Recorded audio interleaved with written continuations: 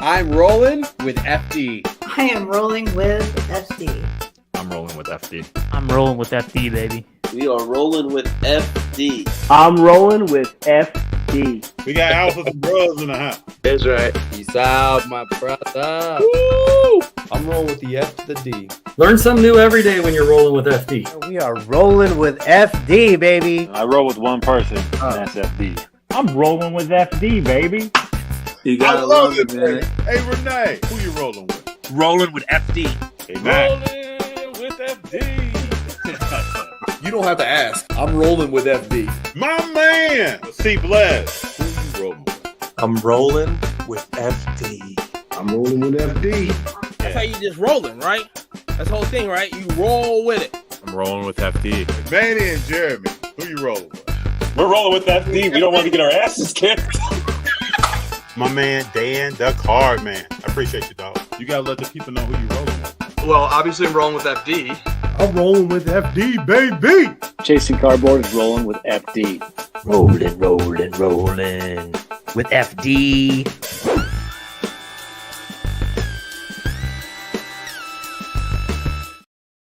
Big John. What's going on? Can you hear me? Yeah, I can hear you now. Yes, I can hear you. Yeah, we're good. All right. Yeah. Woo! That was crazy, man. I had to get you. Actually, had to get you a link so you could be here. What's going on? Nothing much, man. Nothing much at all. Join all. You know, I have YouTube TV, and I seem to be blocked out of the Lakers Golden State game. How? Isn't that local? Yeah, let me see if I'm tripping. You know, trying to see. I could just turn to baseball, but I mean, Yankees up 6-2. What about Dodgers Yankees World Series? What do you think? I mean, that's what MLB want. Then we can go back and talk about the slide on Yogi Berra. You know, a lot of history between them teams. A lot of history of those teams. Judge and Ohtani in the playoffs in the World Series, 2 MVPs. You know, that's a big moment. You also, Mets, Dodgers, that's a good thing. You know, a lot of TV, a lot of intrigue with Lindor. Mets come back from being, great second half of the year. True. I think the only team they don't want in there is Cleveland. Nah, nobody wants to see the Guardians, but Cleveland. Let me ask you this, though. Cubs beat Cleveland back in the day. So, who's a better player, Ohtani or Judge? Better player? Ohtani. Okay. Ohtani's more two. Ohtani's a 5-2 player. Judge is a 4-2 player.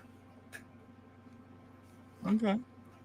I'm amazed that Judge, with his height, has a swing like he has. It's crazy to me. Did you see his high school stats? He played basketball, baseball, and football. All crazy numbers.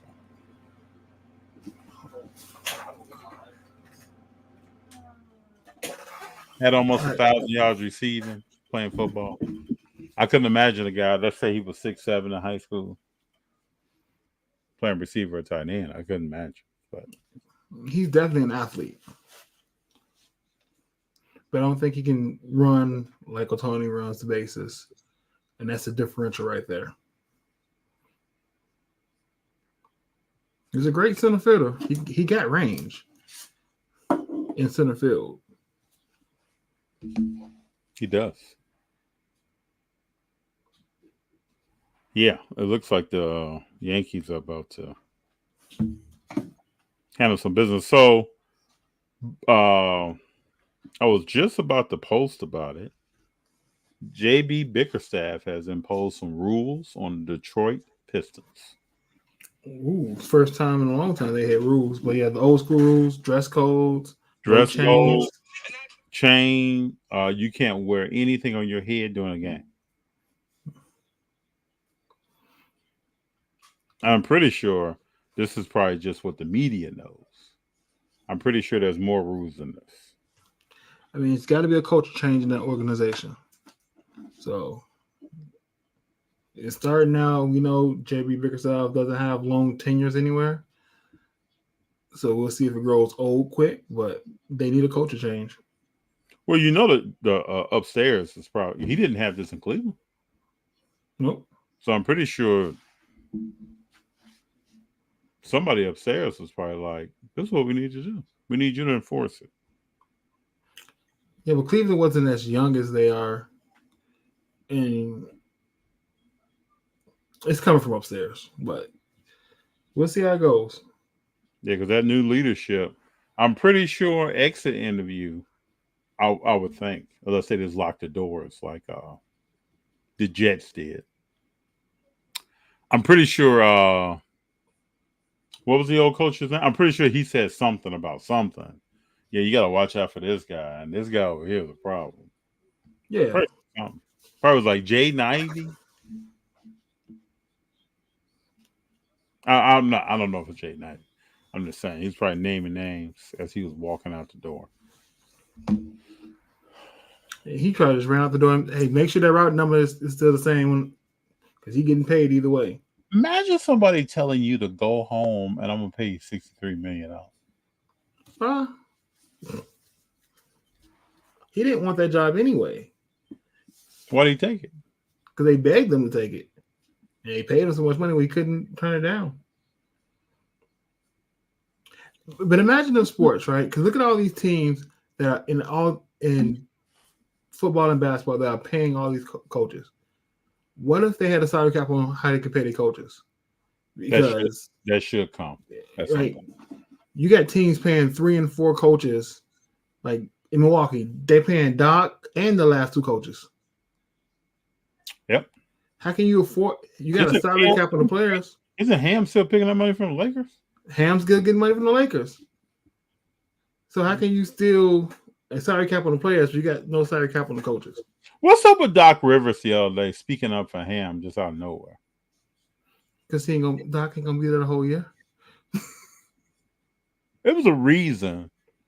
I'm leaning towards what you're saying. There's a reason why this guy this out of nowhere. Yeah, you know this guy shouldn't have been fired. And, you know he's been here a long time, and he is this and he is that. Doc know if he get tired, they put pressure on him. He don't want to do it no more. He can go back upstairs and slide Ham right into it. It's seamless. Seemed like that. It seemed a little fishy, like there was an agenda there. You know, I don't know. You want to talk our Topps Mercury? Yeah. It's what hasn't been said. It's overhyped product.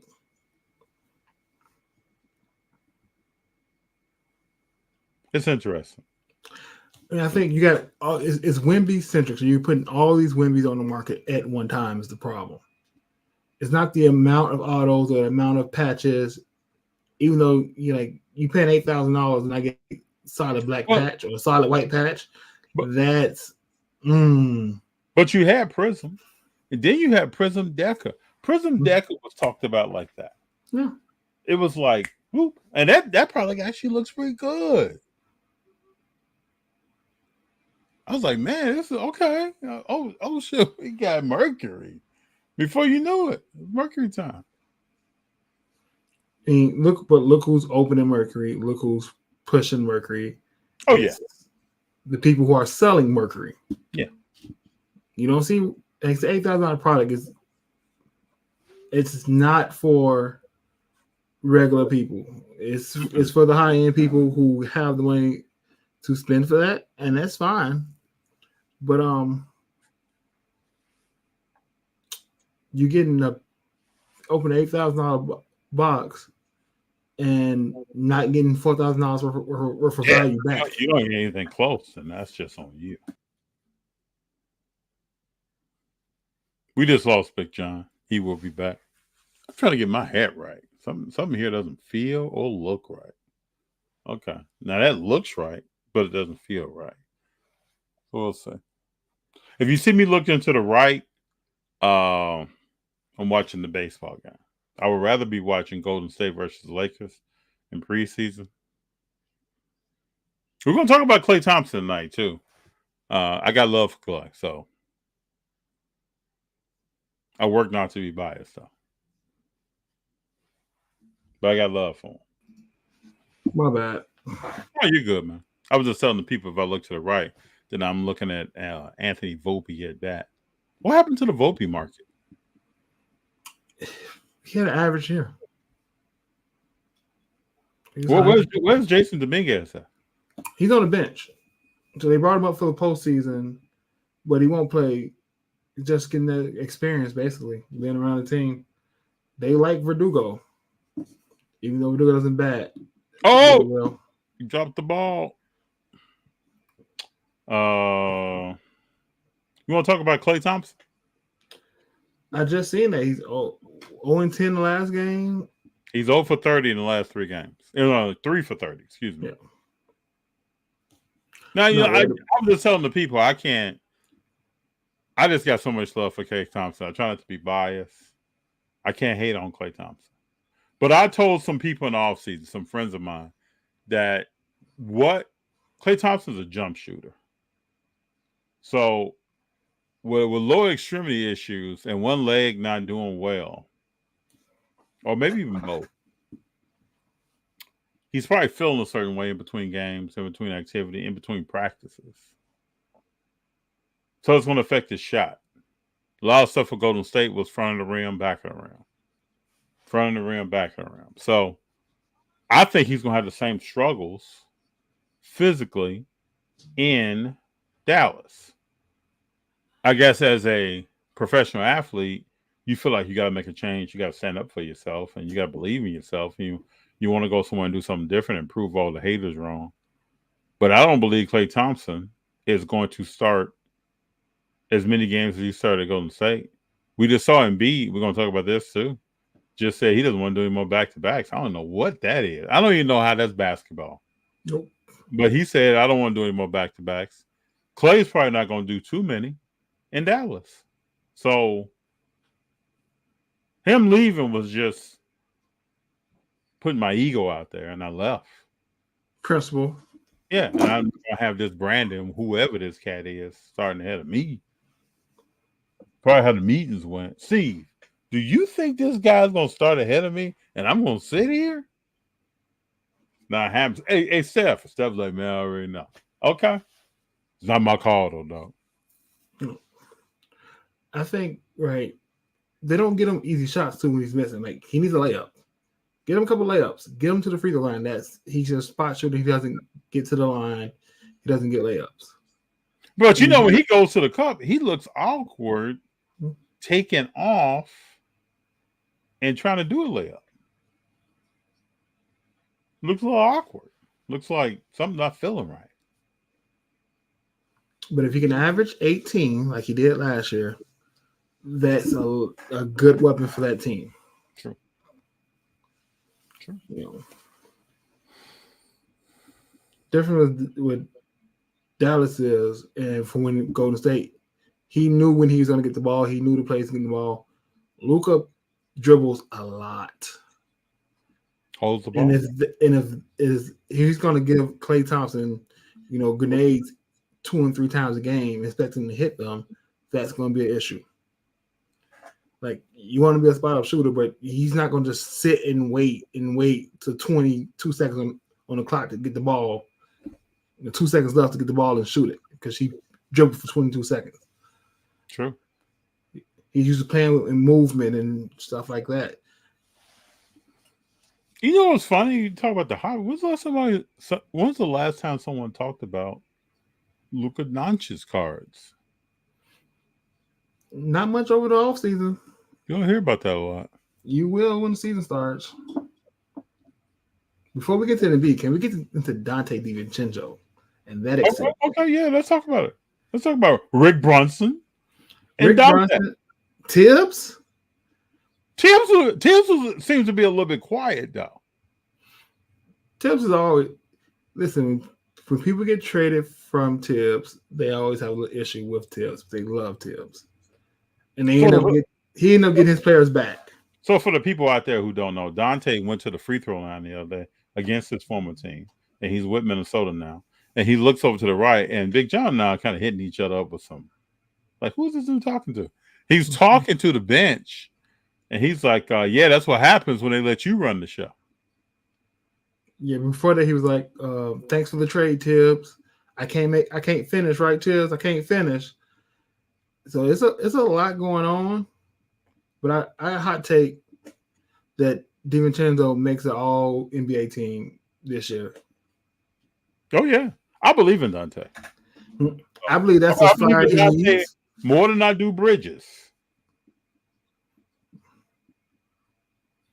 I think that's a fire he needs, and that's a fire that Anthony Edwards can stoke throughout the year. And to make third team All NBA, all he has to do is have a good first half of the year. He can be average second half. True. The narrative is going to spin him all to at least a third team All NBA. True. I actually preseason. I loved that there was a little bit of banter there, and you could tell Dante tried to laugh it off after the game in the locker room with the media. Oh, just talking Tibbs, we're just messing around, but nobody was messing around. And what's up with Rick Brunson talking about I'm gonna let you live? What are you talking about, man? But those fighting words right there.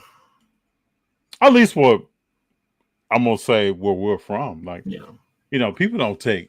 There are no idle threats. No, I'm gonna let you live. All right, walk away because it's about to get real ugly. That's your son's best friend. You talking to like that too. Like you put your son in a bad spot. Jalen Brunson, as soon as his father said, "I'm gonna let you live," you try to come on. Hey, Dante, man, let me holler at you. Let me holler at you, man. Dante was looking like, "Well, you better get your old man." We not kids anymore. We all grown. And respect works both ways. That's a weird thing to say. I'm gonna let you live. Chippy. Okay. And they still doing this in-season tournament this year? Yeah. They called it something else, though. It has a name now. Oh. Something challenge or something. Did you see the in-season tournament cards in Mosaic? No. It was some nice ones. In-season cards in Mosaic. This was while the in-season tournament was going on? No, the new set of Mosaic has an insert set with the courts on there from the in-season tournament. Oh my goodness! You got any pictures of this? I'm putting one up now because I was looking at a Curry one yesterday. Yeah, it's called the NBA Cup. Yeah, I think that it's not a week now. I mean, that's kind of it's not the World Cup. The Championships Cup.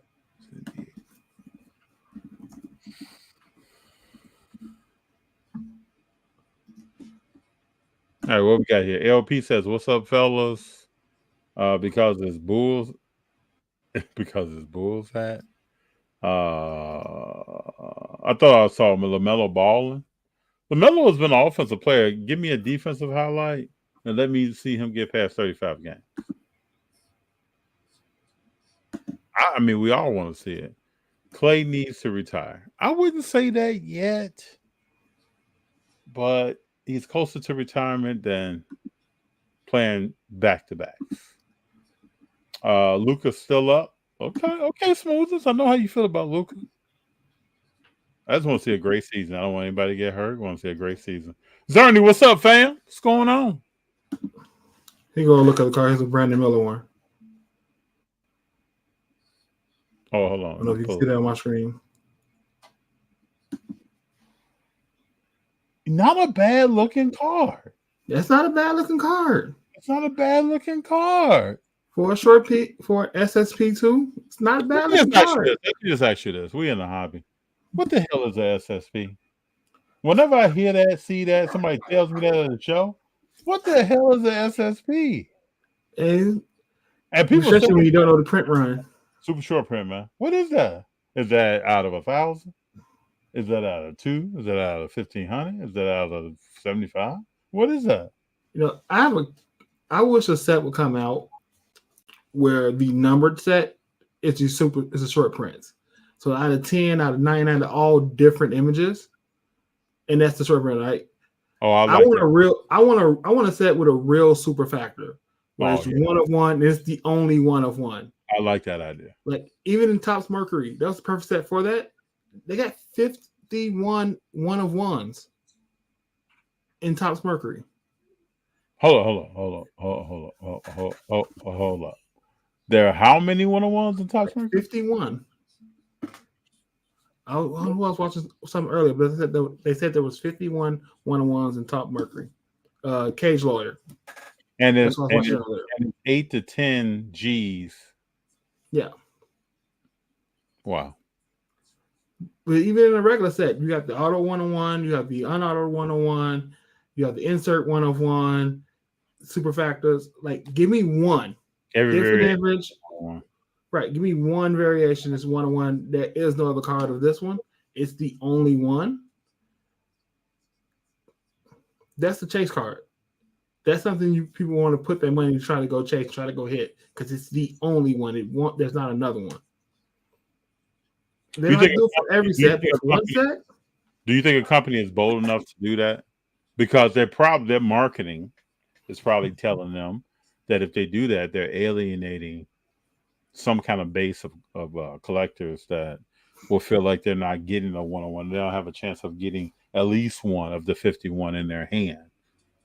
You don't even have to do it for all players in the set.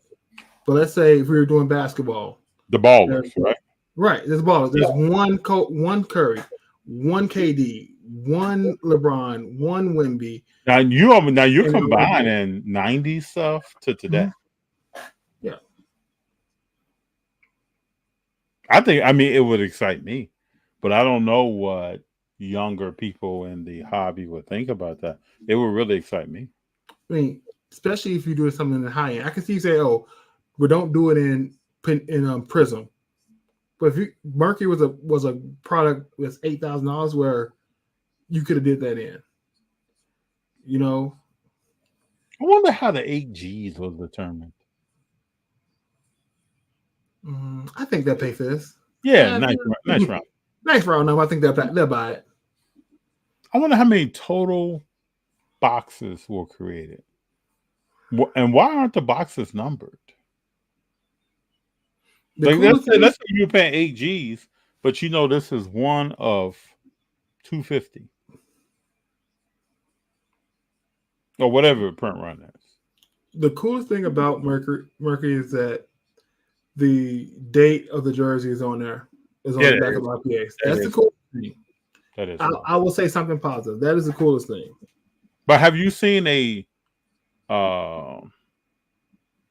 patch that's like around the logo, or is it just because it's not licensed, so they can't show any of that? And that's what everybody's talking about. We have these napkin jersey swatches. Is because you can't. I think that's what it is. Now that I think about it, you can't do any of that.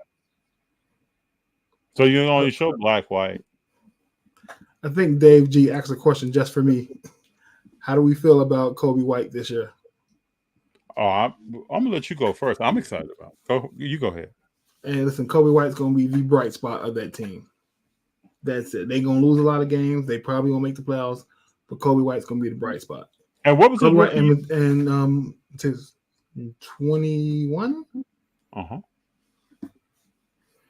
I've said many times, man, it's going to take players a few more years now to really start showing you what they're all about.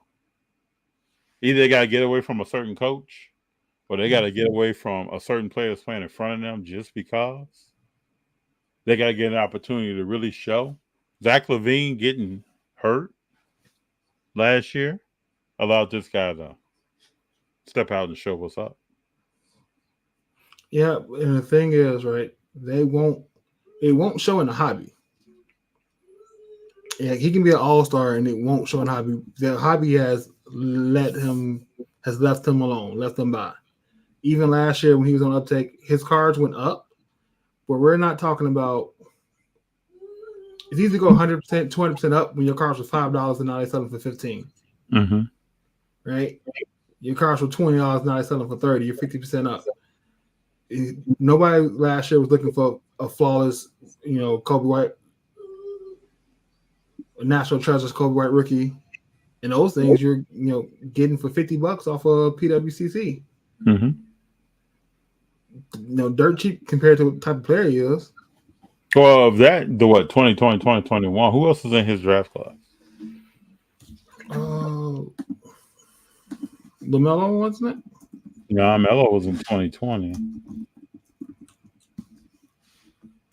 if I can pull it up real quick.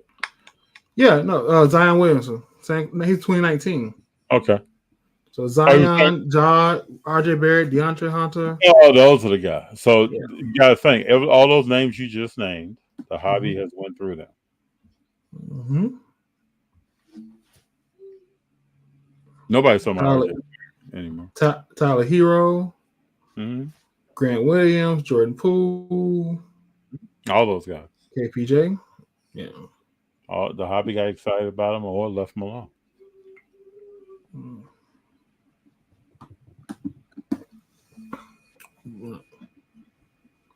Zerny says, I haven't ripped in months. What do y'all think of the Donruss box for $50?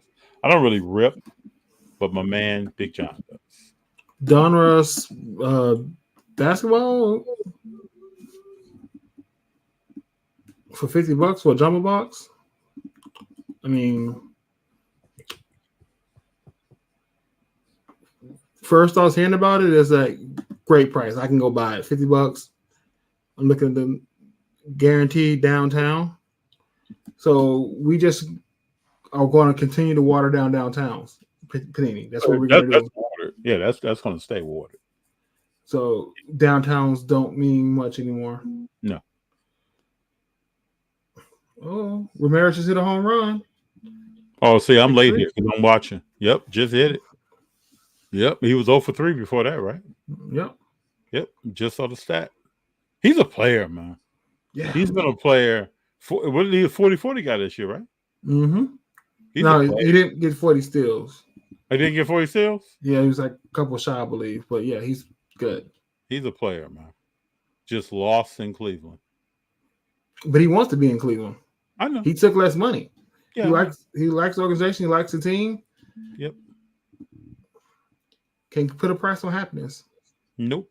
It's like Ichiro stayed in Seattle. But I bet you nobody mess with him no more after he knocked out Tim Anderson. Hold on, bro. Hold on. Yo, it's been downhill for the White Sox since Tim got knocked out. I gotta play this, man. When he took that to the dome, when he took that punch to the dome, man.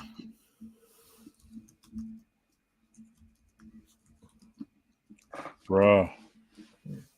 He took that thing to the dome. Let's see if I can get the whole thing. Took it to the head. So I got a new mic, and I feel like y'all can hear every move I make right now. Oh, I can hear dabs, everything, but sometimes it's like that, man. You know, you transition over time. We've had some mics here that have been muffled. We've had some mics that are crystal clear. And you know what's crazy about a mic? It has nothing to do with the price of the mic. No, you can buy a mic that is very expensive. And hold on, man. I gotta show this, man. This is class, dude. No, not in time. He just missed him at second base. This is another rocket of a throw, and now, oh boy. Hey, Big John, look how this kicks off. Now I'm gonna do some commentating right now. Ramirez flies in a second.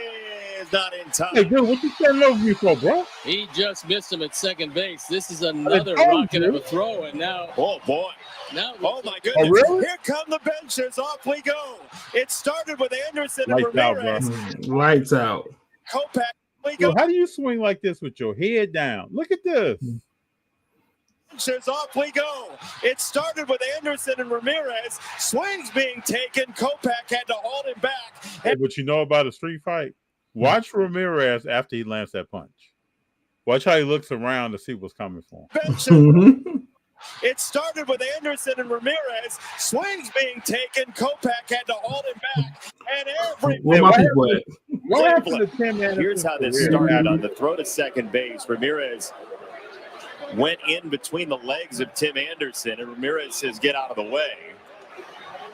Tim Anderson's in Well, then Ramirez Florida Marlins. points his finger in his That's right. face, and Was signed that to kind my of offseason. started things.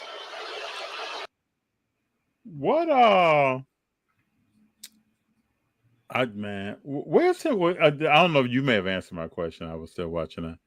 Where is Tim Anderson today? Florida, I believe. I think it's with the Marlins. What was the stats like this year?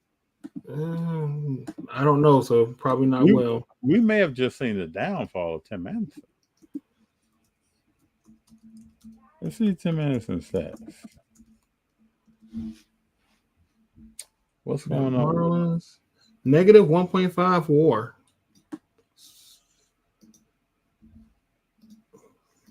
.214 average. 214, dog. Come on, baby. 50 hits, 16 runs, 9 RBIs, and 4 stolen bases. Now let me just show you this. Let's just look at this. Look at his career. 322, 335, 322, 309, 301, 245, 214, bro. Mm-hmm.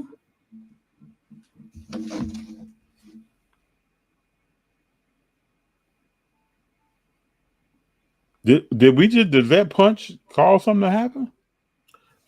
Listen, they've won like 50 games or less after that punch. That caused a lot of things to happen. Bro. And he threw the, you know what? When you throw the glove down and you square up, you can't get knocked out, bro. You gotta know that you own that business, you about that business, you better take care of some business. And he swung first. You swung first. Ramirez, I don't even know what could Ramirez have said to him. You know, that year, Tim Anderson had beef with everybody. He had beef with Josh Donaldson in New York and a couple more people around the league. And, you know, he talk a lot of trash. Can't be hitting 214.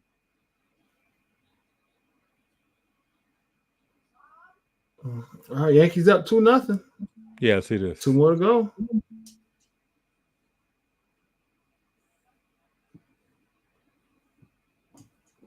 I love the fall. Because it's really a different sport. This is a different sport than what you got a sport on every day. Yeah. Postseason, WNBA, you got postseason baseball, preseason started, middle of the NFL season, hockey's getting ready to start. Whatever sport you like, you getting into it right now.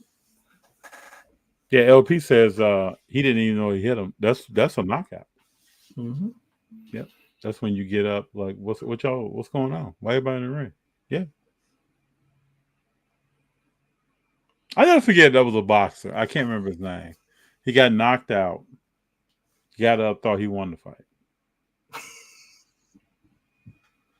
Yeah, I was watching it that night. It was a long time ago. I can't remember his name. I can see his face. Can't remember his name. They wilded on Diamond. His head was down. Yeah, he swung. Yeah, he had that reach. Well, people fail to realize if you have shorter arms and someone allows you to get into their space, you're connected. So let's know.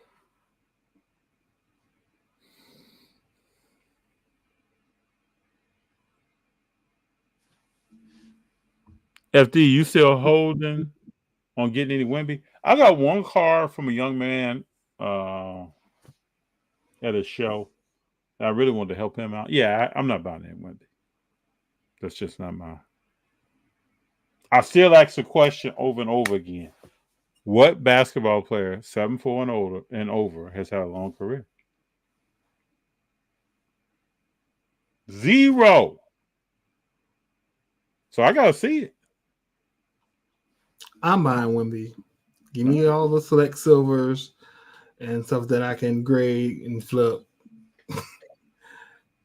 You know, you're a long-term hold. Yeah, bro. You know how I get down. Now, if I'm in the flip game, yeah, I'll buy Wemby. Yes.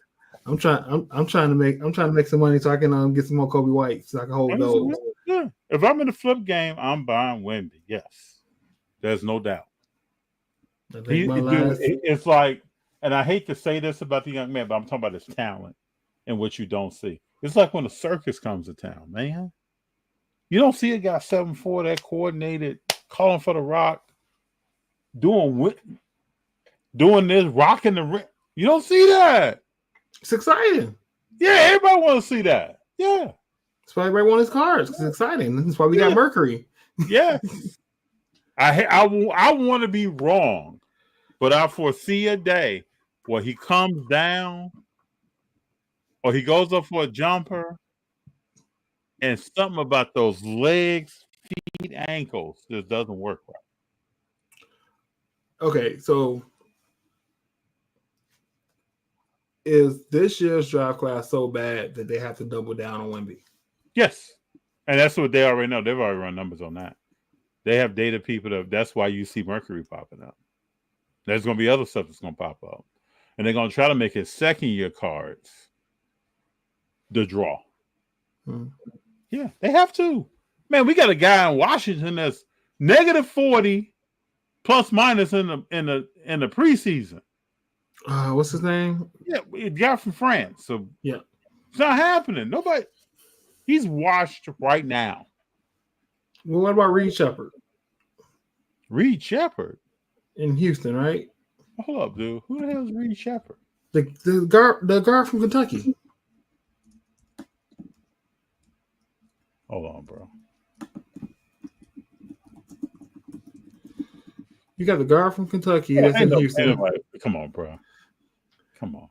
I mean, you know. You got Monteith from the Bulls. Nah, bro. Come on. Nah. Flagship? Nah. Reed Shepherd is that dude that you talk about, but you ain't really gonna be about. That's who Reed Shepherd is. He's cool. It's like the guard that got in Memphis last night? The short guy? Oh, yeah. I mean, you got Edie as well. Yeah. Yeah, I mean, Edie, yeah. Yeah, man. I think Stephen Castle's got a chance to be really good. Who's the rookie of the year this class? If I had to bet on it, yeah, Stephen Castle. Stephen Castle? Yeah, and that's the problem. Yeah, they're gonna double down on Wemby. And I don't understand why people keep talking about Chris Paul is gonna help him out. Chris Paul plus minus 38 games. Chris Paul. He's gonna be coaching Wemby from the sidelines. Yeah, but if he can have impact on those guards, because Stephen Castle was good in UConn, and he's got a good NBA body, NBA build, and a good mind for the game. So, like, I don't see Paul being there post trade deadline. That's right. And so, when was the last time you said, "Man, this older guard really coached up these young guys and made them better"? When was the last time that happened? It's been a while. I don't ever remember it. I don't remember that. I don't know when that happened. We talk about these things. The media talks about these things. These like crystal ball kind of stuff. It's not happening, man. It's not happening. This is like on the football. Oh, we're gonna keep that guy around. He can be a coach. Nobody's doing that. These roster spots in the NFL are worth dollars. If you don't produce, you're out of there. Nobody's paying you to coach. These are the things that we say. Warriors pay Iguodala to coach. No, Iguodala was still playing, got hurt. They paid that man to coach. Then he was gone. He didn't want to play. He just well, he didn't need to. These young kids. He coached these young kids. Yeah, young Poole, young Wiggins. He didn't need to be out there. But that's probably the closest person you can have. That's just the most recent I can think of. In recent history. We like to say good things that sound good. You can put inside of a Hallmark card mail. We like to talk about. What's up with Hutchinson? So that was the head coach freak injury when your tibia lands right on someone's knee, and I know the player that he bumped into walking around perfectly fine. Mm-hmm. Not an issue. A bent knee is people should know it's one of the strongest. You don't want to. A knee bent elbow. Yeah, bent elbow. A knee straight versus a knee bent. It's two different worlds. Reminds me of that Martine Cleaves injury. Yes, and it also reminded me of the Bears tight end Zach Miller. I had to look him up the other day. Oh yeah, Zach Miller almost lost his leg though. Mm-hmm. Blood flow wasn't right. He tore blood vessels in his leg. So okay, so the head coach says I wouldn't be surprised if Hutchinson is back this year. Hutchinson is not coming back this year. Not coming back this year, coach. He might be out 2 years. Yeah, bro. This year and next. He may not ever play again. You're all about how that bone heals. There's gonna be a rod down there the rest of his life. Mm-hmm. 2 years minimum. Rest of this year and next year. I'll be surprised with a broken leg like that. Yeah. I mean, a regular broken leg doesn't take that long to heal from cast up, just heal. But to get the power back, the feeling back, and the confidence to play. Take that stress. Mm-hmm. You're leaning, coming around, trying to get that quarterback. Plus, he's going to lose a lot of weight. He's about to lose a lot of weight, bro. Yeah. You know somebody that's really? Do you know somebody that's really tore up a knee, really tore a hamstring? Or do you know anybody like that? I mean, my little brother, but he was a kid. The first thing you said is what most people don't say. Yeah. You're going to lose a lot of weight. Yeah. Man, I pulled a hamstring in college. I'm going around campus on crutches. Brother, the workout of moving around on crutches. Up and down hills. So my sophomore year of high school, I tore something in my knee. I had crutches for like 3 months in the Chicago winter. And I tell my son, I had to still go to school on the bus in the snow on crutches every day. Man, that's great. Like, that's not fun.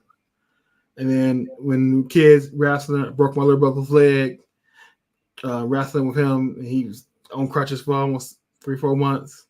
You lose a lot of weight. When you're on crutches. Another thing, I sprained my ankle. My side of my ankle touched the ground. In school, sophomore, junior year, something like that. The rehab, the amount of running I was doing, and then when it got stronger, you started to cut. But the amount of forward and back running, man, I lost a lot of weight. Mm-hmm. Like, while everybody's practicing, almost the whole practice, I'm running. And you lose all the muscle in your leg too. Yeah. During that time, you got to build all that muscle back up. Mm-hmm. It's not an easy injury. I mean, I think the coach is giving to Hutchinson mindset and how much a competitor that he is. He was the right thing to try. I think he was trying to encourage you, but it's not happening. Bro. Just like last year when people say Aaron Rodgers is coming back, not happening. Aaron Rodgers is probably playing right now 75%. The way he moves, you can tell. Yeah, the way he moves around, and he's trying to avoid all contact. Not playing them games, man. He got to avoid Devontae Adams. What you think of Devontae, man? I don't think it changes anything. Why is he going to the Jets, man? Going back to the quarterback that made him the most. See, he wanted to go to the quarterback that he's familiar with. He went out of Green Bay to go with Derek Carr. Okay. He was going to give him the ball that he had success with. Hey, man, post game, they got Dusty Baker on here. Love me some Dusty Baker. Love Dusty. Go ahead. The post game other night in the Dodgers game, they had Dave Roberts, Manny on there as well. All these Boston guys with Jeter and A-Rod. Dave Roberts is the nemesis of A-Rod and Derek Jeter. Yep. He single-handedly said, "Give me that ring. You're not taking that ring home." Nope. And he learned all that from Maury Wells. So. Mm-hmm. How to run the bases, baby. Yeah, but Devontae, I just don't understand it, man. How much longer is Aaron Rodgers gonna play? One more year. That's why he's there. That's why you see Amari Cooper got traded. Yeah. Amari Cooper doesn't move the dial, man. But for him, they definitely right in the Browns. They weren't doing anything with him in Cleveland. Nope. He probably wants to get away from Watson. They had to bench him, man. He got to be benched. I know he makes so much money. And How you going to bench a $200 million? How you going to bench Lee Majors? He's Lee Majors, man. You can't bench that guy. You got to. Why is he playing so poorly? Is it team around? Or is it something? Listen, they probably don't want him now. What I want to know is are there people boycotting games outside? Probably not. They say every year, the first year, every home game and some away games, Michael Vick was getting boycotted. I gotta believe the cameras are not showing. There have to be people outside with something. You would think that, but more people get outrageous about things that happen to animals than things that happen to real people. You're right. Years ago, this was 2012. Mm-hmm. 2012. I took a work trip to Cincinnati. We're sitting at a work dinner, and we started talking about Michael Vick. And I think there were one or two guys at the table. This is a big table, big round. There was probably 7, 8 women at the table. And each one of them was more outraged at what Michael Vick did than if someone was battering a woman or a child. Yep. And they verbally said that. Yep. And I got education that night. I was shocked. They believe animals are defenseless and people aren't. But Zerny says my leg hurts now thinking about Hutchinson. Jason Kidd fired soon. I don't see Jason Kidd being around long. What are your thoughts? Oh, they'll keep him. As long as Luka likes him, they'll keep him. Oh, we'll see how long that goes. Yeah. Did you hear Cuban's reason for selling the team? No, what did he say? So he said basically he's seen how other organizations try to pass the keys to the kids and how that goes bad more than good most of the time. He didn't want to put that stress and pressure on his kids to be in basketball team owners. And they're like 20, there's 21 and under. Mm-hmm. Also, with the way the league's going, everybody's doing kind of what Milwaukee did a couple years ago. They're building real estate around the stadium, using that real estate money to fund teams and make extra money. And that's not his world. He's a tech guy. And so he felt like it was a good time for him to sell the team now, have more time for his kids, still be, a part of the team, face of the team, but, not have that pressure of like trying to hire somebody to do the real estate deals, the development and that stuff, and could give it to somebody who can do all that and still, be a part of the team. I think everything he just said is brilliant. Yeah, solid reasoning. Like I sent you what the Bulls want to do, what the White Sox want to do in Chicago, that project, and man, they're telling people, listen, buy whatever piece of land you want now, because they're gonna pay you whatever you want afterwards when that deal goes through. You remember what old Chicago Stadium looked like when we were kids? Yes, a big old tall brown building in a bad neighborhood. In a bad neighborhood, putting the capital B and D in it. Let me tell you, my grandmother's church is 4 blocks from the United Center Old Stadium. You know all about it. Mm-hmm. Where I grew up was not far away, maybe a 10-minute drive when I was first born. And yeah, you go back there now, man. You been over there now? I've been over there. My friend lives literally down the street. I took Junior over there to where I grew, where I was born and came home. 5 or 6 years ago, man, that whole place is total. I was blown away. It's redeveloped, man. Man, you go for bike rides, man. Go out and run. Go out and eat strawberries sitting on the bench in the park. It's a totally different world. Yeah, even down by UIC looks completely different than they did 10 years ago. Because I remember 2002, I used to go down to UIC all the time, and it's nothing like it is now. Well, Roosevelt Road. Yep, man.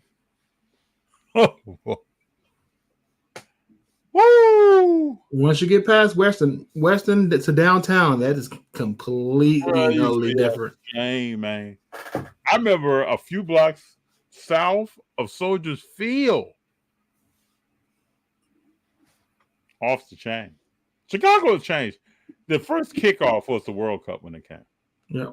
And then ever since then, Chicago has been gradually changing. They'll get the Olympics or World Cup again sooner rather than later. You think Chicago gets an Olympics? Yeah. I don't think they still have the facilities for it. There's the bill. If this project goes through and what they want to build around now, yes, that could help. Then you have the open space down in Arlington. Yeah. Arlington Heights, that open space too. That can help. They can build it. I agree.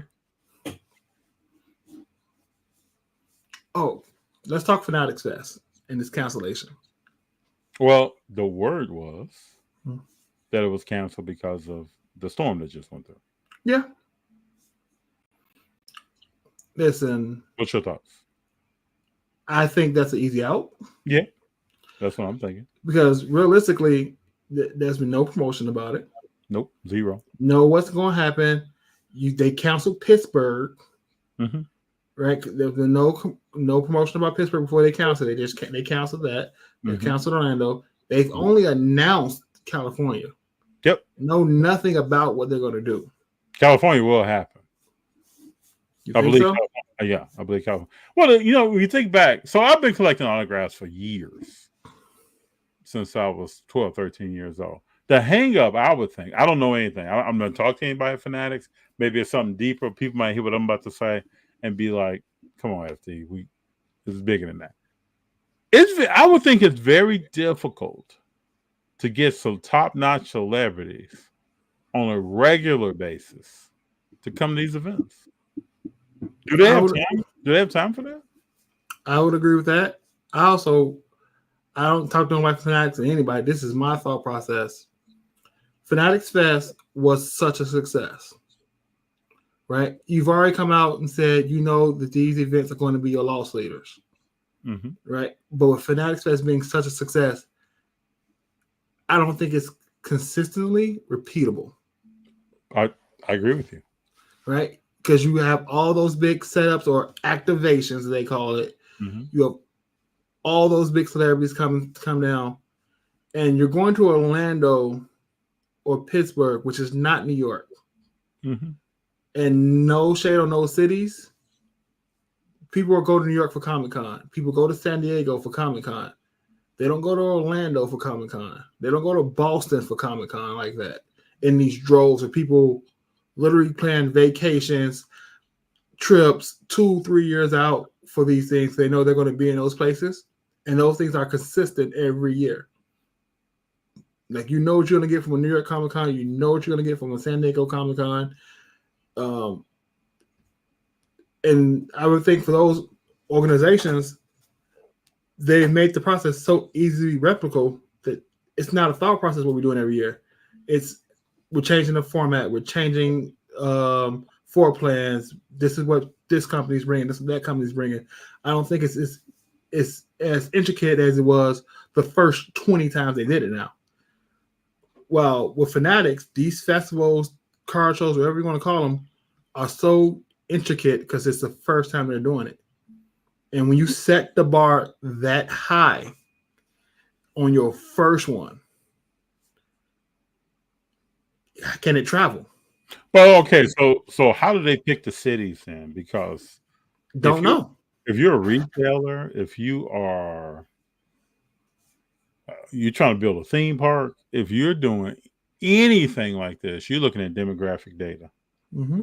You're seeing, okay, what's the average household in this area? What's their income level? How many kids are in that house? How many dogs do they own? You're looking at all of this. You're also looking at where you can get tax breaks from. And this is a business. You know, this is going to be a lost leader. I need a break somehow. Like, if I can bring X amount of people for this event this weekend, what can you do for me? Local government, what can you do for me?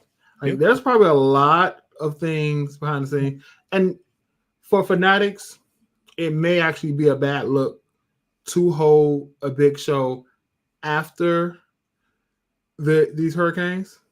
Yes. In one hand, in another hand, how much could you have boosted the local economy by having it and actually helping and making a large donation to the local humanitarian efforts in this for having it then too.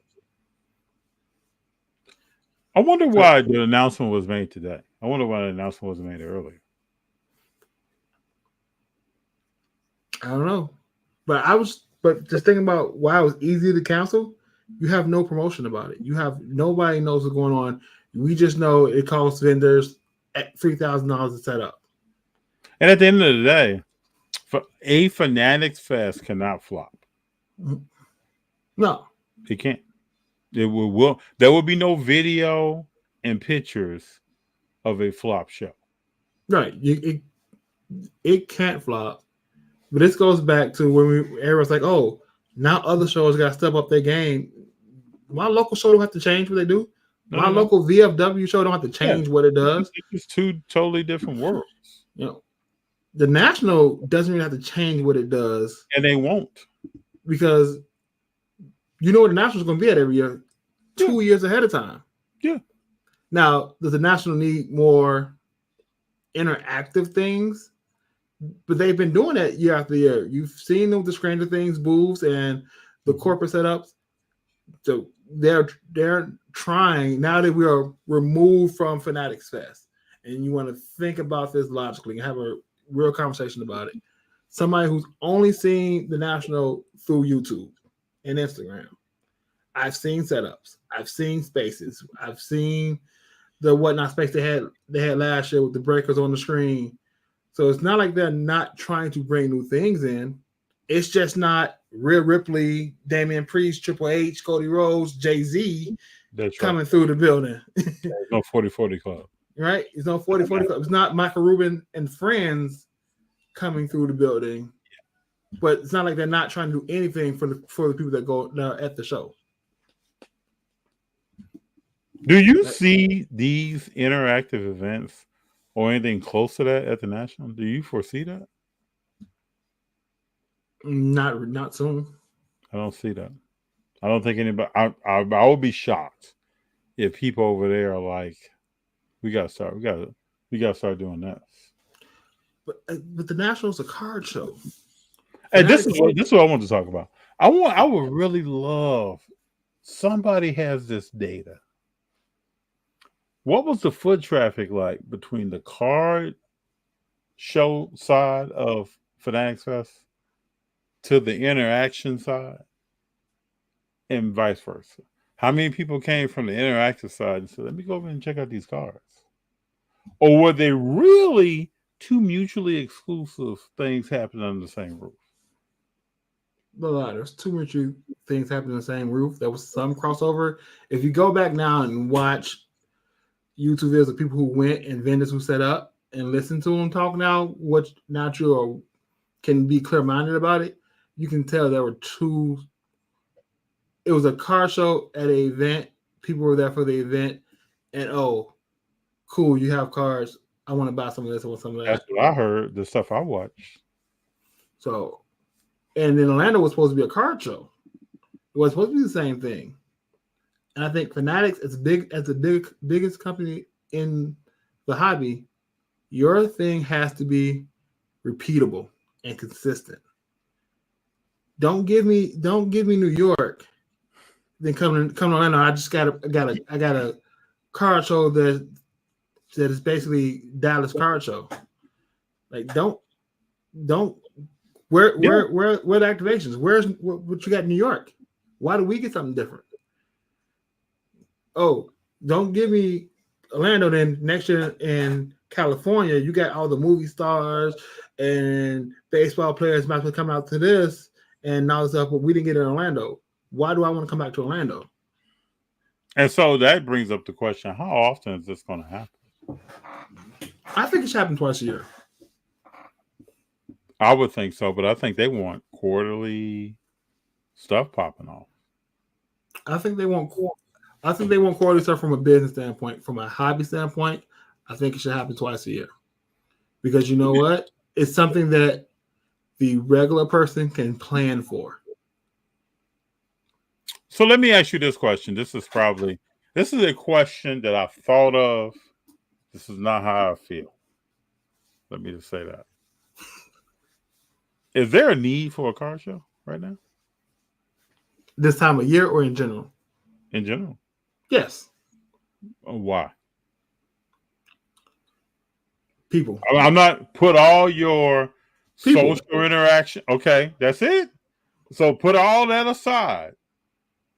And I caught up with Steve. I saw Mary. That's John. Put all that aside. Is there a need for a car show? Yes. Because the difference between me buying on stuff online, I can see it in person. I can see different things that I can't see at my local card shop. Let me just ask you this: as we speak, Amazon is shutting down malls. I just went into a pretty ritzy mall the other day, and their location's closed. Yeah.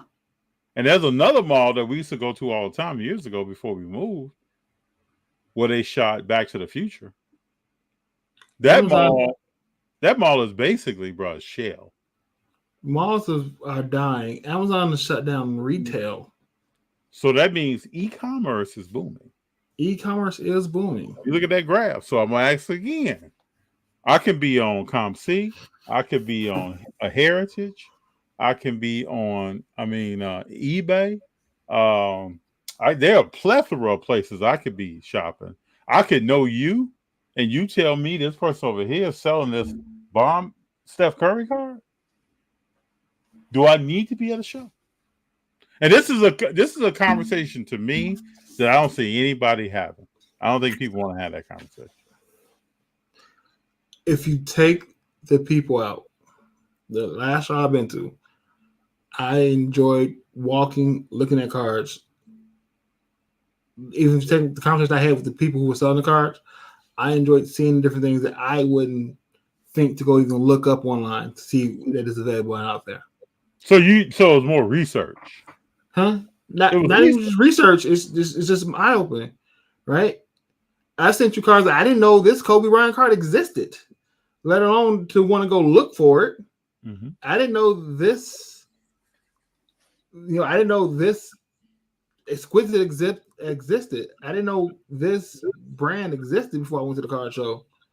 So I wouldn't go look for it.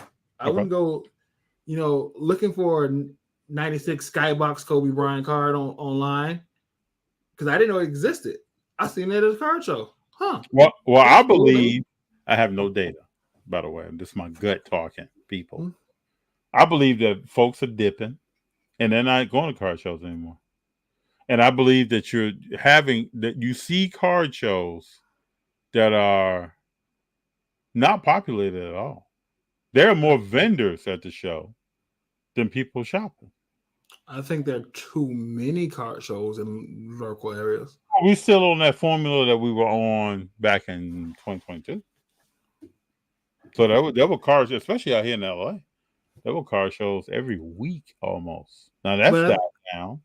But I think you got people who think, oh, this car show was good, I can do that. And then they go trying to do it as well. And you have too many people doing it.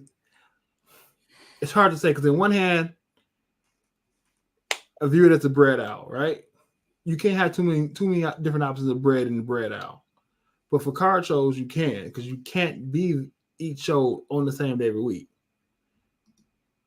Zerny said card shows are for the interaction for the collector. See, I don't just believe that. I don't believe that, Zerny. I'm gonna say nope. I don't believe that. That's why some people come to a card show. I'm talking about the masses right now that were blocking aisles where you couldn't even get down an aisle. You had to say, excuse me, 20 times to walk 20 feet. I'm talking about those days at a card show. All those people in those aisles, and when you look down the show, you saw every aisle packed. They weren't there for interaction. They were not. I can guarantee that. Now those days are over where you just see fully packed. That's what I'm talking about. But what's the difference between then and now? Okay, technology plays a part in that, but I think you need card shows. I think you need more organization locally of card shows. But how do you care? I don't care that the Dallas Card Show is going on at the same time as the Burbank Card Show, or the same time as the East Coast National, because everybody can't travel to each one. Everybody won't travel to each one. Yeah. But if there's a card show, there's 3 card shows on the same day, an hour from me in 3 different directions. That's the conversation that needs to be had locally. But Big John, I'm gonna play devil's advocate. I gotta get my money up. This is the mindset. This is what people. Yeah. I gotta get my money up. So you're having a show. I'm having a show. Let's see who more people come to. It's hard because I gotta get my money up. I ain't scared of competition. I want to throw on the best show, but vendors won't come back to a show they had a bad show to. Absolutely right. And for everybody out there, I'm playing devil's advocate. I agree with everything Big John's saying. I'm just. The first show I went to here, the East Coast show that I always talk about, was in June of 2022. Mm-hmm. Scott will tell you his worst show. The vendors who have not been back, who have opted, who didn't say, "I've never come back" when I was there, and the amount of good shows they've missed by saying they'll never come back, because every show after that has been good. I'm not gonna say great; they've been really good. And like the show in November is always the best show, because it's like the Fanatics Fest. We're here for something else, but this is here too. I'm sorry. There's a basketball tournament going on right next door to where the card show is held. So all these families in between games need something to do, going out to get food, they stop into the card show. Oh, pick up a basketball card with my kids playing basketball. Oh, they're looking at basketball cards, right? So that's that same thing where Fanatics was 2 separate things. Same thing happens in November at the November show. And so like but vendors won't come back because they had one bad show. They won't give a show a second chance because it costs them so much money to travel, to set up time and money. True, I can see it. Yeah, I can see that. But again, this time of year, I don't think people are buying as many cards as they would as normal. They're not. Too many sports going at one time. Mm-hmm. I can't buy everything. A lot of the product is now coming out, and it's coming out weekly. Sure. We had this week Topps Cosmic and another Topps product baseball came out 2 days apart. Like, how do you buy both? You're in a pick and choose. Mm-hmm. On top of that, you had Mercury come out. Mm-hmm. So if I collect baseball and basketball and I have the money for Mercury, I'm probably going to go out to Mercury thinking it's going to give me the most value for my return, and forego the other 2 products coming out. And then now you have Topps Update coming out the week after. Like, there's money in the hobby. There ain't that much money in the hobby. Yeah. Like, people can't open up and buy stuff weekend, day in, day out. And I think more people on Whatnot, Loop, need to realize that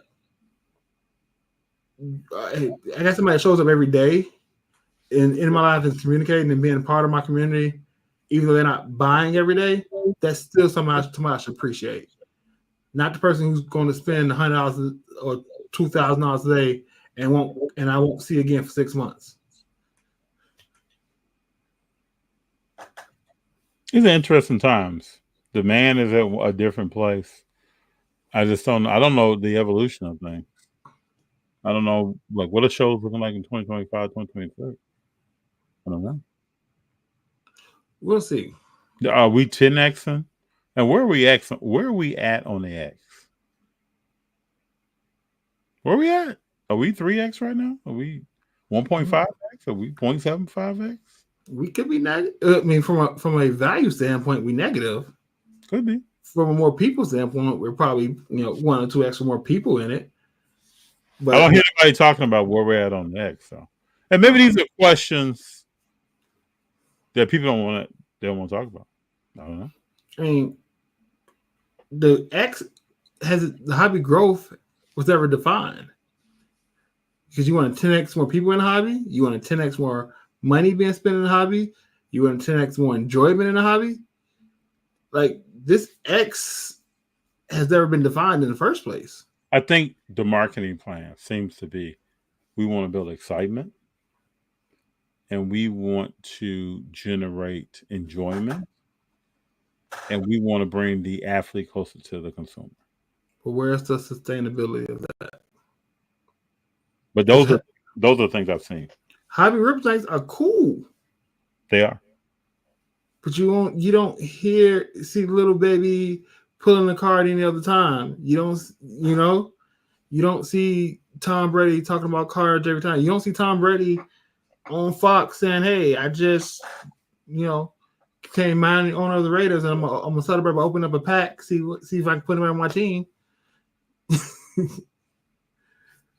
So is it show? Is it marketing? Is it sustainable? Because growth has to be sustainable. You can't grow and then go back down and say, "Oh, I'm growing again thereafter." Because that's not true growth. You went up, you went down, now you're back to where you were 2 years ago. I'm actually surprised Fanatics. I know they have some exclusive athletes. I'm surprised they're not trying to grow that. So now you get people on the schedule of when they're coming out doing what. Like TriStar has some people that only sign with TriStar. I remember Sterner Sports used to have some people that only sign with Sterner Sports. I don't know. It'd be interesting to see as we go forward. And this is we're talking through thoughts and ideas on what we've seen. There's no hate against Fanatics. It's just trying to understand what's going down. Oh, no hate at all. It's just more thinking concerns for a long time. Right? Because the good things they've done are good. The bad things they've done have been bad. So it's just, can you get consistent? Can I just get some consistency right now? We all looking for that. I talk about consistency all the time. So this is what I think, right? Change course a little bit. When we look at the NBA, the last 20 years, last 30, 40 years, that's been a player that was like an underdog player.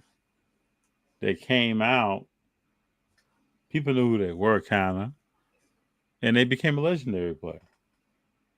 You got Scottie Pippen, you got Steph Curry, And these players shake up things. Like these players come, you know. Allen Iverson. Yeah. Because Allen Iverson's career was supposed to be over with and done. And he got saved. And then by John Thompson. I always give John Thompson credit for us even knowing who Allen Iverson is. Dual threat athlete in high school. Was a heck of a football player if you watch film on him. Who's going to be that player now, though? Somebody's out there coming. Everybody's talking about Ja Morant and Zion and Anthony Edwards. Who's going to be that player that? Nope. Bronny James. You know. I'm just kidding. I'm just kidding. That's going to be around a week and then gone. Right? Yeah, I'm just kidding. Every picture, prestige is going to come through and take every pose, and then that bro's gone. I don't know, right? You look at these draft class where 75% of them out of the NBA in 3 years. Mm-hmm. You know, you don't know, right? Who's gonna come back? Who's gonna be comeback? Who's gonna take a lead? It may be Jalen Brunson, maybe. It may be who? Jalen Brunson, maybe. Jalen Brunson, I still say this. I love him. I love his game. I got a few cards. I love him. Jalen Brunson's not winning anything until he gets a dominant big. I'm going to stick by that. No small guard in the history of the NBA has won without a dominant big. I'm going to still stick by. I'm going to lean on that. And don't tell me that Cat is that dude. He's not that dude. The Big Bodega. That's a nice name for him, though. So Josh Hart nicknamed him. What's up with Anthony Edwards telling people, I want to play with him again? They play well together. They're friends. Are they? The way Cat talks about them, they're friends. Yeah, it's the way Cat's going to talk about it. Man, it's probably also what Anthony Edwards is supposed to say. Yep. That's what I think it is. Probably got a PR team talking to him. Because when they played together, he told people that Cat was his son. Now they're friends. Zari says, I'm riding with Maxey, but don't know about the chip side, though. Yeah, Kawhi Leonard. No, there's another guy. LP, thank you. Kawhi Leonard. I'm telling you, I've looked back since Jordan started playing, and there has been someone that has come that shakes things up, solidifies rings and championships, at some point puts their team on their back. But they're not the guys that everybody's talking about.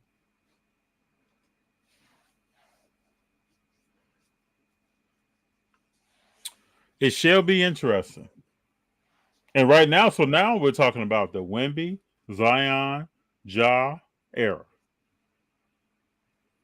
Okay, put Anthony Edwards in there too. Somebody's going to have more rings than Wemby in his era. They're talking about Luka too. Somebody's going to have more rings than Luka in Luka's era. And it's going to be a guard. I mean, it could be Jaylen Brown. We'll see. Oh. I'm very interested to see how he plays this year. So who didn't make the playoffs last year makes the playoffs in the West? Because I think the East is going to be pretty much the same. Let's look this up. But does the Grizzly make it? Does Houston make it? Houston's not making it. I don't see that. Houston looks like the same Houston. You still got Jalen Green just popping up, throwing up stuff. I don't know, but let me look at these standings, dude. Yeah, you're asking real questions. So last year in the West. Got it first today. So we in the West here? Yeah, in the West. In the West. Didn't make it. Trailblazers, Spurs, Grizzlies. Grizzlies might be that team. I don't know. Jazz. Rockets, Golden State. Maybe Golden State's that team. Well, I mean, Golden State technically made it. They wouldn't play in. So we not counting play in? I'm not counting play in. So not counting play in. I'm going to say So, hold on. You have Kings, Warriors, Jazz, Grizzlies. Those are my four teams that can make the playoffs this year that didn't make it last year. Who do they supplant? Clippers are not going to be good, bro. Okay, Kawhi's not going to play nothing like 40 games. No. So No. Right, so Clippers are out. Clippers are out. Thunder, Nuggets. Phoenix Suns, Kevin Durant will leave this year. That's my thoughts. He's out. Nah, I think he stays. I don't think so. I like Tyus Jones. I like Tyus Jones as a point guard. I like him having a real point guard. Yeah, but you can't play 2 years with Bradley Beal. He said in the offseason, if I didn't get hurt, come on, bro. You've been playing sports long enough to know that you can't be saying if I didn't get hurt. To me, DeJounte Murray and Zion don't play well together. He's gonna be the point guard. Yeah.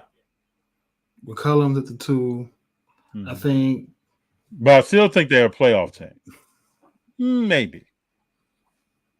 So I think the Kings make a play for Brandon Ingram. They're making a play for someone. What was the trade that just went down yesterday, the day before? Jaden McDaniels got traded to the Spurs. The Kings know they need somebody else. Just throwing 2 guys that play the same game, De'Aaron Fox and DeRozan. That's not going to work with Sabonis. Their games are very similar. Yeah. Lakers probably won't make the playoffs. LeBron, Anthony Davis, 60 games. Redick, new coach. I don't see it. 7 seed, maybe. Maybe 8, 9, somewhere up in there. We'll see. Hey, I mean, yeah. So realistically, we don't know who the Denver Nuggets are. Let's just be for real about it. They're probably a playoff team, but they're not a number 2 seed. Timberwolves still a playoff team without Cat?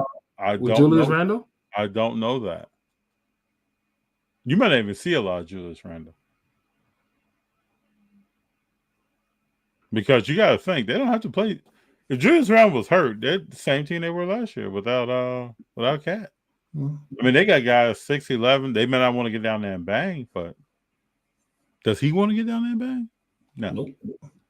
All right. So who's making it? We got guaranteed Thunder. Yeah. Guaranteed the Mavericks. Yeah. So 10 teams for 6 spots? Probably so. But I think the Grizzlies might shock some people. If Ja can stay healthy and stay focused on basketball and come out and play with his teammates, not just try to be Ja, but play with his teammates, get some maturity about himself, they probably the playoff team. If Ja plays well, Desmond Bane returns into, potential all-star because Ja's playing well. Zach Edey, we'll see how that works out. I don't really expect too much from Edey. I don't know. I don't expect too much from him. Have you ever? Do you listen to the BJ Armstrong podcast? Sometimes I do. So it came out today or yesterday with seeing a play they ran with a nice little wrinkle with Ja coming off an Iverson cut, and how that one play creates 3 passing options or a shot option for him. He can either shoot it, he can lob it to Edey, or throw it to the open man in the corner off of that. Mm-hmm. So I think if Taylor Hendricks actually coaches, could definitely be interesting.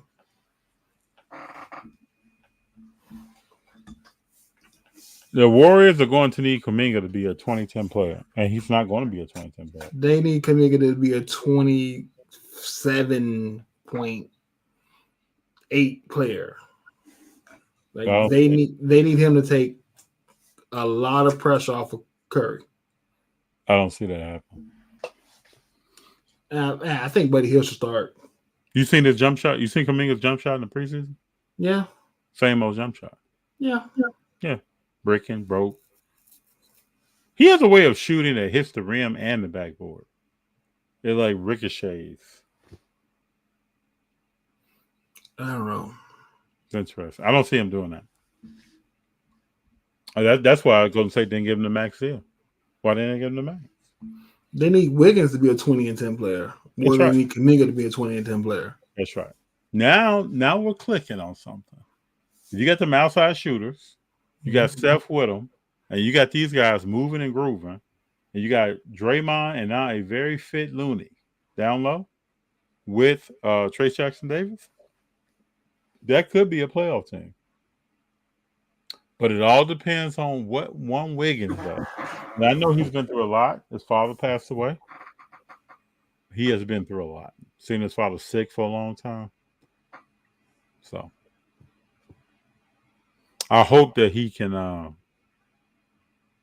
he was sick in the preseason. Yep, we really haven't seen him yet. He's got that haircut back to the Minnesota Wiggins. We shall see. So I just need him to have the same hunger he used to have when he played against LeBron. Because he used LeBron chopped him at his knees. Yeah, he doesn't have the same edge. He probably could be dealing with his father, his family stuff. I need him to get that back this year. I hope this is my exercise. Let's do the East. Let's see. Okay, this is the East here. I'm probably going easier than the West. Yeah, it's much easier. Celtics is a playoff team. I see the Knicks as a playoff team unless somebody really gets hurt. I see the Bucks as a playoff team. I see Cleveland as a playoff team. I see the Pacers. I see the Magic as a playoff team. Sixers is a playoff team. Yep. Miami Heat, don't know. I'm saying I don't see much change. Like you got Hawks aren't going to be good. Pistons aren't going to be good. Wizards are not going to be good. Raptors are not going. Raptors are not. Nets are not. No. Hawks. Pretty straightforward here. Hawks you could have the same 8, the exact same seeds next year. Yeah, probably a little shuffle between those 8, but the Pacers. And I'm not biased, people. Oh, you biased. Not biased. I know. We all know who you're gonna say. James Wiseman. The Pacers might be going someplace. Don't sleep. I mean, you know. Have you watched some Pacers preseason games? I have not. Oh well, I have. They look pretty decent. I expect more out of the Pacers with Tyrese getting the Olympic experience. I expect more out of Minnesota with the same reason for Anthony Edwards. You got that Olympics experience as a youngster. Those practices should help their game out tremendously. We'll see. Again, that's the kind of stuff you put in the Hallmark card the other day. Anthony Edwards was saying that he learned a lot from Steph. And when I hear him talking, man, it's like the teacher and what do you call it? Charlie Brown, man. Yeah, but I believe iron sharpens iron. And I told you before the Olympics, Zion should have went down and been in part of those practices, getting them ready. Paolo should have been down there getting them ready because you're only gonna get better by playing basketball against the best. The one-on-one stuff you got time for in the summer. Just know that Christian Laettner was with the greatest team of all time, and those practices did not help out. Just be aware. Like I said, these things sound good. Man, I'm going home. I'm going to bed. You saw that dude. Yeah, man. Saw that dude, right? But this is what I hear when I hear Anthony Edwards. That's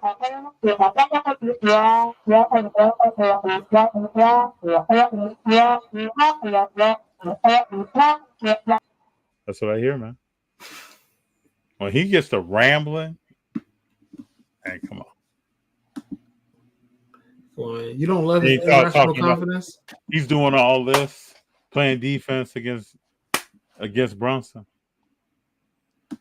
It's a preseason game. It's not that serious. No, bro. No. And then you're yelling at Bridges. Man, he changed his shot, man. You said, dude, change his shot. Okay. What can they do? Because you got he doesn't want to play back to backs the rest of his career. You don't even play that many back to backs anymore. You got like less than 10 back to backs in a season now. Well, 76ers had to know this before he signed that contract.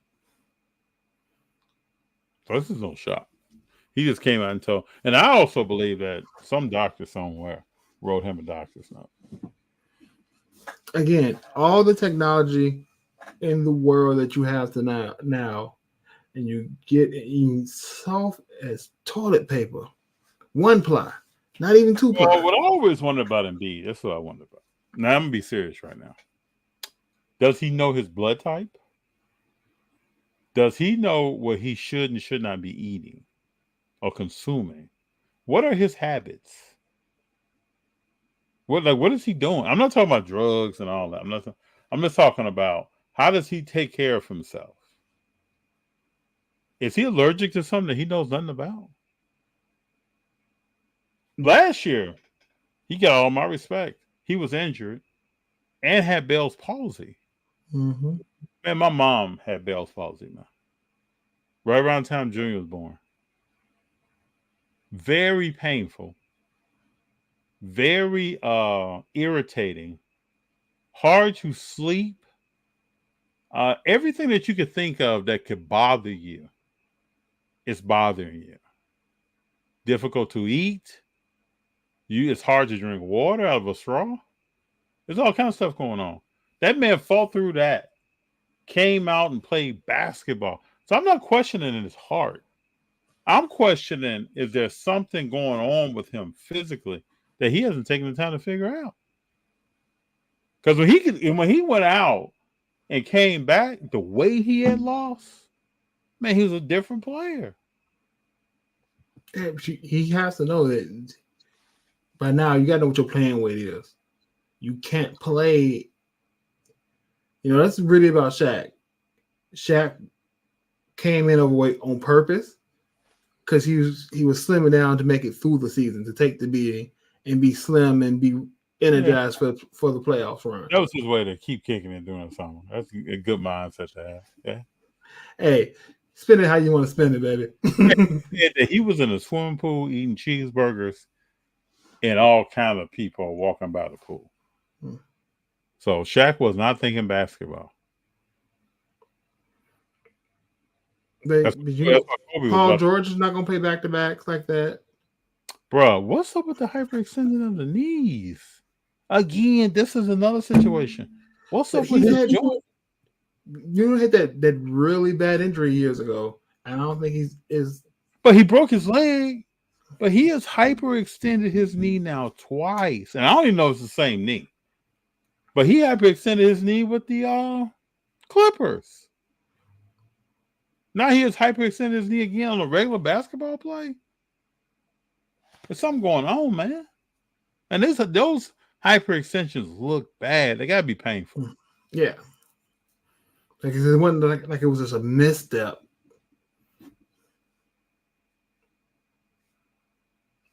It's gonna be interesting. Hero 3 says coming out of left field. I just pulled a Mike Trout illumination. SN out of 199 Prism. He says, how much is it? I guess alluding to how much it worth. I think it's only $10 card. Yeah, $10 Mike Trout out of 199 illumination. Probably somewhere $10 to $20. It's unlicensed, so Does his market bounce back? Nah. Man, I never would have thought. I never would have thought we'd be here. I would have thought it. I thought it. I've been saying for years he wasn't the best player. I've been saying Mookie Betts was better than him for years. Yeah, since I've known you, you have. I've thought that. Yeah. But you know, when you look at them, I don't even know why Trout gets that kind of hype. You know, the baseball prospect rankings from a purely baseball standpoint, not the off the field stuff, gets it right more times, like 70% of the time they get it right. If you go back and look at the previous year's top ones, Benintendi is like one of the worst one. Andrew Benintendi is like one of the worst number ones coming out. His career didn't pan out. And that's just from a baseball standpoint. But a lot of them else have. From Trout, Betts, Ohtani, to now with the Gunnar Hendersons, Corbin Carroll, J-Rods, they get it right for the most part from that hype standpoint. You're gonna have unfortunately, you have the Wander Franco situation to really throw that off, but that's not from a purely we're playing baseball standpoint. I wonder what he's doing now. Preparing to be diddled in jail, I guess. I mean, has a large portion of the world right in the middle of his palm. Mm-hmm. Man. But Mike Trout was consistently good for like 7 years in a row. And unlike basketball and football, you don't have to have a ring to be considered great in baseball. No. Does he hit 500 home runs? No. I think that's over. I don't think he gets to 500. What is he, like 350 something now? Did he just have a second child? Yeah.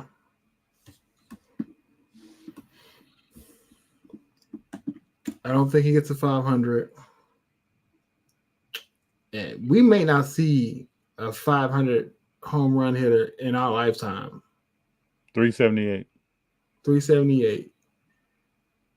So he'd have to hit 30 home runs for the next 4 years. He's 33 years old. Right.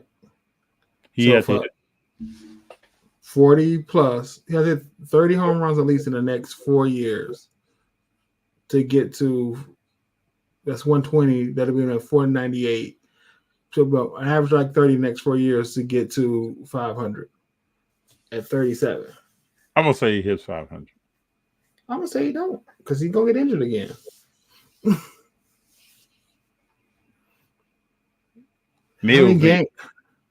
How many games did he play this year? How many at-bats did he have? 109. 109. So he played about 50 games this year. Let's see what's up. 29 games. 29. How many played last year? He played 29 in 2024. 24. He played 82 the year before. And the year before that was what? 119. And was before that is when he really started getting hurt. Yeah. So in the last 4 years, he's played less than 200 games. Look at these years. So when he was on, he was on. He was on, baby. Man. All-star, MVP, All-star, MVP. When Ohtani struck him out in the World Baseball Classic with the game on the line, that's when I knew he didn't have the clutch gene. Let's watch that right quick before we that was crazy.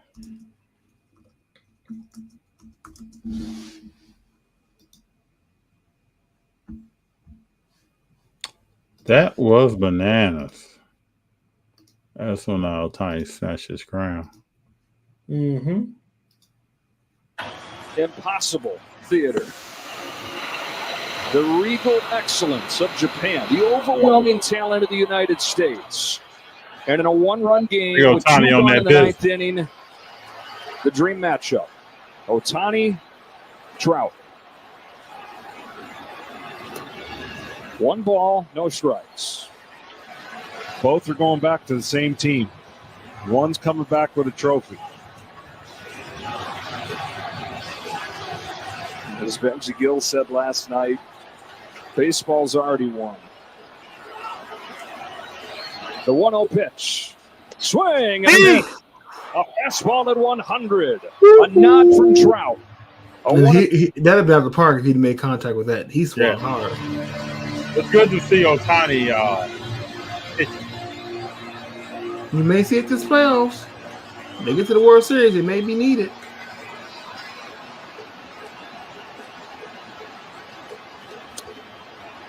Ball 2, just outside.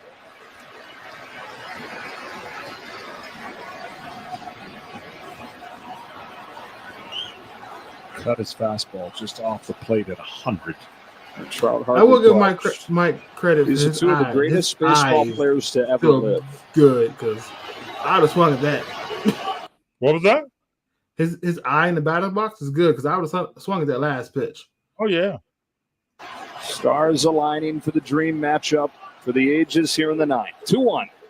2-2.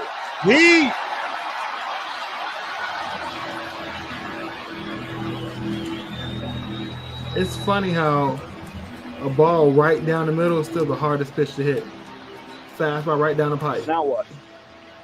I mean, it'd be hard pressed for me to not throw another fastball right there. And I know it's Mike Trout. His reaction, how he celebrates. That fastball's getting on him. Ohtani's 2-2 pitch. The count goes full. You can script better similar to this. Mikey at bat.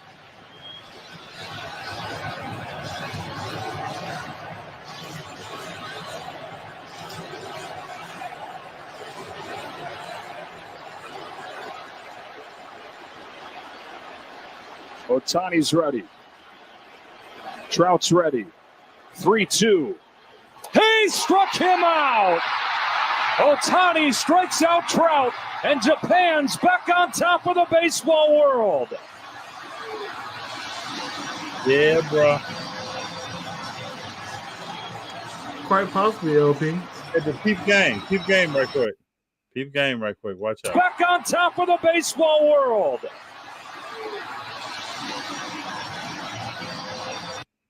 Who's this guy right here? Is that his translator? Uh-huh. Hmm. Uh-huh.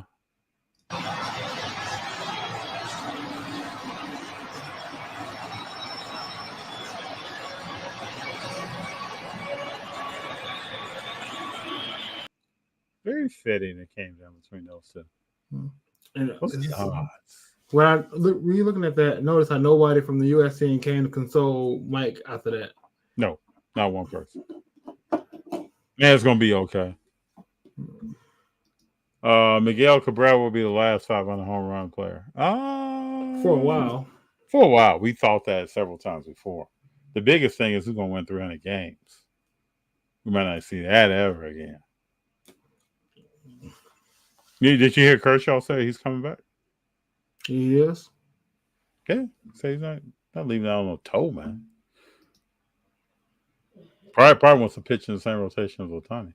You guys don't think Judge has a chance to send him 500? Too old. Started too old. He's got to hit 50 for the next couple years with no injuries. He didn't get to the bigs until like 25, 26. So Aaron Judge has 315, excuse me. How old is he now? 32. He's younger than Trout. Man, Trout 32. Huh? Only a few days. Well, a little over half a year. So he's 32. He hit 50. He had how many this year? 57? Yeah, 58, 37, 62. Best chance 03 because he can hit 40 for the next 4 years. And then and get a couple easy ones in Yankee Stadium. So best chance. Yeah, because remember at one time people thought Jim Tomei wasn't going to hit 500. Did he have to play extra year to hit it? Mm-hmm. Yep. That's when Ozzie got him out of Chicago. Ozzie said he's nothing but a home run hitter. Nobody talks about Jim Tomei now. Cleveland legend. Big John, you know it's always good to have you here, man. Always good to be here, man. I think we hit everything. Yeah. Yeah, very, very, very good conversation. From the hobby to sports to different sports. We still didn't talk about Steph Curry being the greatest point guard of all time, but I thought I'd mention that right now. Yeah. But I picked this one up. This Falaja Fuali. Oh, very cool. Very cool. Very cool. She can play ball. She can play ball. They getting ready to start. Now, I think I showed you this one too. Oh, yeah, you Jimmy did. Butler. Yeah. Just came in today. Got to get my Jimmy Butler on. Look, LP hits here says Albert Bell is better than Jim Tomei. Listen, I don't want to mess with the pitcher Albert Bell. All right. That dude was mean. Very mean. And violent. Like the way he used to hit. Listen, I ain't got a bad thing to say about Albert Bell. And he didn't wear any gloves, right? I don't think so. No gloves. I don't know how you got 90-something mile an hour bat speed. You're not wearing gloves. I don't even understand that. Listen, there should be nothing in the house that can't be opened. Bro, what is your grip like, bro? It's crazy. Yeah, I think Judge might get there. Big John doesn't think Trout. I hope Trout gets there so he can hang his hat on something. No, I'm good with him not getting there. But he's gonna be in the Hall of Fame, right? Yeah, they're gonna put him in regardless because he's Mike Trout. Man, he been to the playoffs once. Because what's this gonna come down to? He'll hit 450 clean, and they'll put him in. That's right. They'll say, but he did it clean, and put him in first ballot because he's Mike Trout, and he's been hyped and it's been ingrained in the writers that he was the best baseball player for a long time until Ohtani. How many do you think Ohtani can hit? 350. I mean, yeah, 350, maybe 400. Because Ohtani's young. Ohtani is 30 years old. Right. And he's had how many home runs for his career? Let me pull this up. 200 something? Yes, 225. So you think next 3 years he'll hit 40 to say 45 on average. That's another 130. So that puts him at 350. 34 years after that. For the next 3 years after that, 25 to 30 for 2 years after that. He can hit it. He could get 500. I think he finished around 450 as well.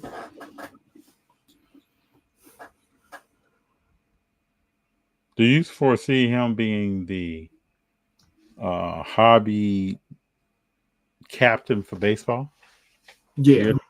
Yeah, I think so too. I think from a standpoint where we're not going to prospect, I don't think with baseball you ever get away from prospecting.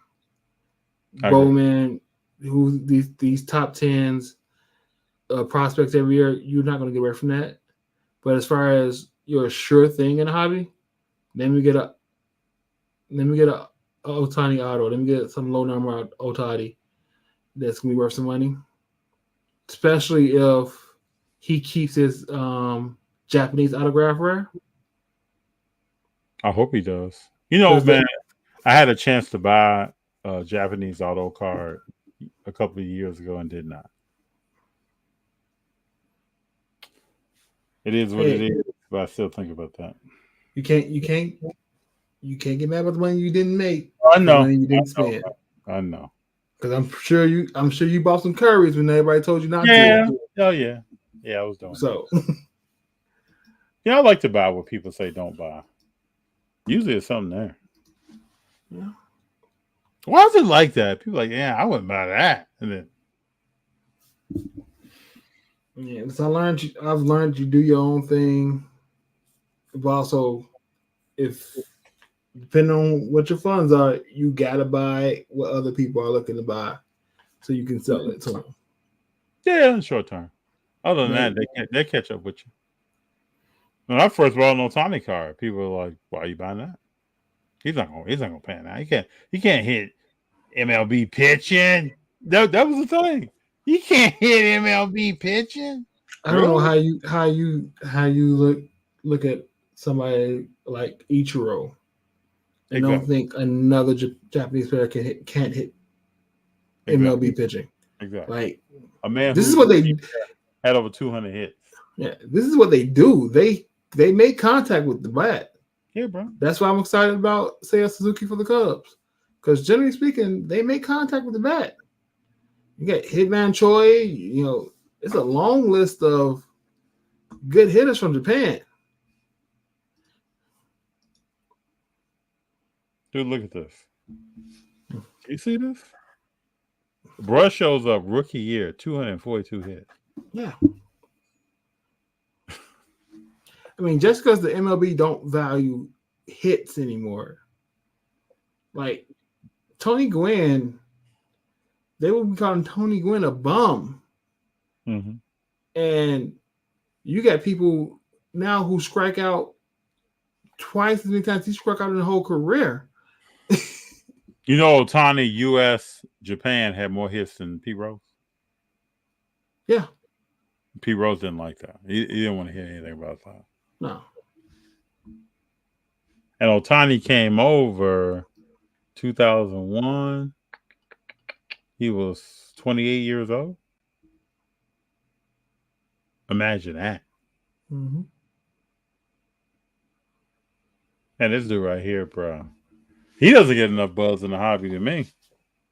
No. This man's a legend. You know, I had a chance when I lived in Detroit to see him play at the end of his career. That was cool. At some point, we have to get over the shiny new object.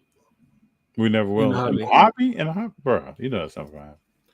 Yeah. I'll fight it. I make sure that I look at CJ Stroud and I'll say, I need at least 2 more seasons of this before I can get hyped.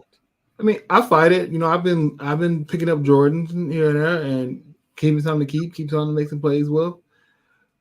I mean, but again, I don't know any other Kobe White collectors out there that are like me, and I think at the end of the year, like right now, my strategy next year may just be baseball and WWE. There's nothing wrong with that. As far as what I sell, and just use that to collect, you know, my Bulls. Mm-hmm. I've realized that my fandom is wider than my wallet. Like I want to collect. I want to get the, you know, defensive players on the Bears. Oh, well, let's read this now. Hero 3 said, let me make sure I can get this up, Hero 3. I'm trying to show the people. Man, I can't even click your comment, man. This is supposed to say something. Hero 3 said, don't buy more Wiseman.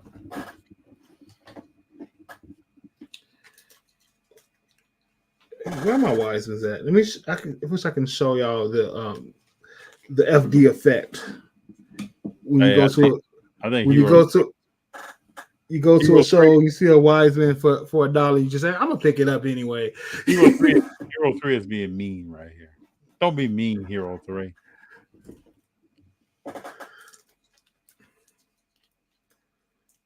Hold on. No, this is my bad. This box underneath me is all WWE. Sorry. Yeah, let's tell Hero 3 to not be mean. Oh, here they go. Look at these great cars, When, Hero. when you go to a show and you Look at see these Wiseman's great for a couple bucks, Look you at him. just got to pick him up because FD talks about him so much. Look at him. Look at Wise. It's like, oh, you in a $1 box? Let me get these $2 for $4 real quick. I get them. Nothing like Wiseman, man. What did you end up doing with the Ohtani PSA 10 rookie card you found in your storage? So it was a PSA 8.5 10 auto. I cracked it out and sent it to Beckett, and it became a Beckett 1010. Still have it? Oh, yeah. It's not going anywhere. You know me, man. That thing's not going anywhere. And this was back when I purchased that. Everybody was saying top 9 wouldn't last. It's not going to last. So my question for you is strategy-wise, right? This may be too personal. Is your basis when you sell stuff, is it purely on you just don't want to use your funds to buy a new card, or is it based on what the card value is now? Sometimes I don't want to use my funds to buy a new car, and I no longer believe in the player. So, like when I got rid of LaMelo Ball, I had several LaMelo Ball cards. I got rid of them because I didn't believe in the player anymore. And my original, tell you the truth, I say this to some people, my original thought with buying LaMelo Ball was, let me let this guy help me buy more Curry. And it didn't work out like that. And that kind of bothered me a little bit because I felt like LaMelo wasn't doing all he could do in this situation. That's my mindset right now with grading to consignment. Like, let me just use these cards to buy what I want to keep. Yes. I am big on my Chicago teams, right? Yeah. I'm big on Jimmy Butler's my guy. That's my favorite player. Like, let me get some Jimmys. And I realized, I ain't bought a Jimmy Butler card all year. And I'm not even looking for his rookie. That's one I was looking online at Premium Stock EBA. This SSP, I like it. Let me get that. Let me get me one of those in. Yeah. That's what I started doing. So I was getting rid of some stuff. I had some cards for a long time that I had held on to. I still have some cards I need to go through and get graded. And I know there's some value there that I could probably move into something else. Maybe in 2025, that's what I do. Because I have some other cards from the 90s that I pulled, early 2000s that I pulled, that I should probably get graded, move into some Currys or some other stuff. You know who I move very liquidly? Who's Chats. That? Oh, yeah. People love Chats. I move Chats really well. His cards been grading well from his silver prisms to his select prisms. And his rare cards have some price tags on them. Yeah, his rare cards do have some price tags on it. But you just talking about that mid to low end, that prism select stuff, Grinham 10s, all that stuff sells $80, $90, $100 routinely on eBay for me. Hey, I just want to say I appreciate people here. This is the first chat I think I've ever been on, first podcast I've ever been on, where we went from like 14 viewers down to 3, and now we're back up to 11. I've never seen that. It's all because of Big John. Big John. Because this is your show. I'm just here to talk. Big John brings it. People, I said to people at work, I got a podcast tonight. You do podcasts? Like, no, I just hop on my friend's stuff. Yeah. Nobody really wants to hear me talk. I think I told you a long time ago, I think you would be great having a podcast. I'm thinking about it. Jerry told me to do one. Yes. I think I might, You should. I want to jump on. You should. You give a great perspective. You know a lot of people. You know a lot about the hobby and sports. Yeah, you should. I might. My wife is going to have to give me the confidence to do it. That's probably what's going to happen. Confidence? Big John, come on, bro. You're one of my most knowledgeable guests that I have on. I'm not, and I don't blow smoke. People know me. I just don't give out compliments. No. You know both sides, so I think it's just about you scheduling some folk and getting on here, man. I might have to get on it. I'm gonna think about it some more. I got ideas. I got topics and ideas. Yeah. Come on, wife. You don't need me. Yeah, see, tell them. Yeah, you got that thing, man. For sure, for sure. Yeah, this Ohtani thing blew my mind. Just the course of the card, having it in storage for so long. I got in a conversation with JD one day, and he was talking about Ohtani. And I was like, "Yeah, bro, I got a Ohtani card in storage." And Big John, I hadn't physically seen the card in years. It was just in there. I went to storage several times for other stuff, and then I took Junior and G, like, we're going to film, and then I'll clean up some, and then we'll pull the card out. I had never even thought about what's the condition of it. I don't even remember that. I didn't remember that. I bought an Acuna card, Topps Now, and I bought an Ohtani card, Topps Now. You need to show people how you store your cards so they still look good years later. So this is what I do. So this is me. I'm a collector. If you came into my house or if you were anywhere that I am, you wouldn't know I collected anything.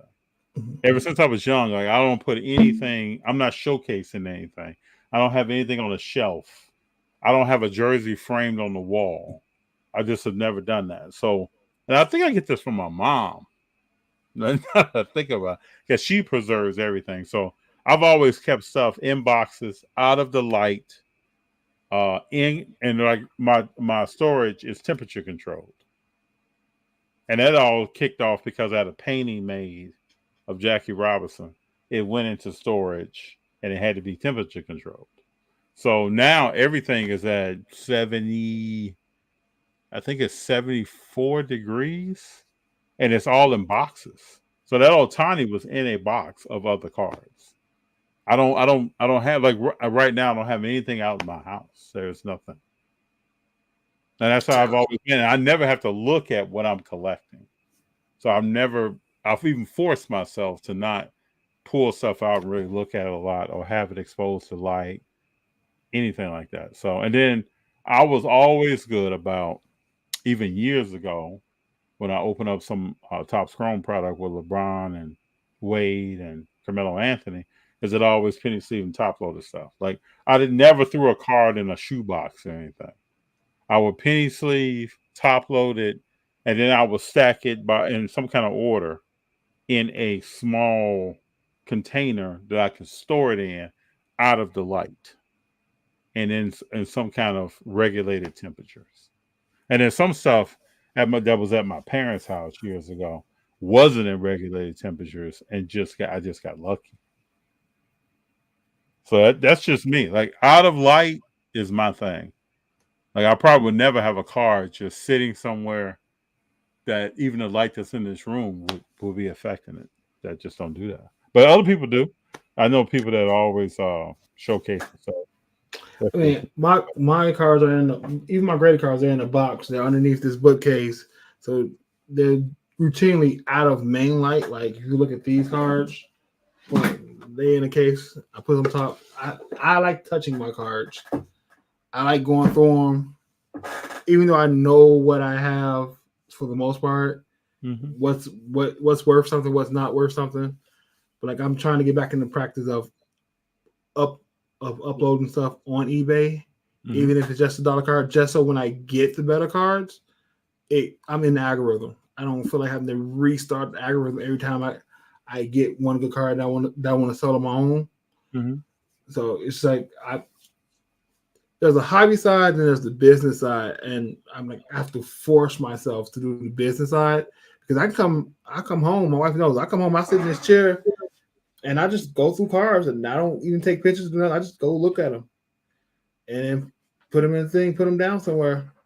All right, it's time for bed. Like I don't feel like doing nothing else. I'm going to bed now. Like I don't.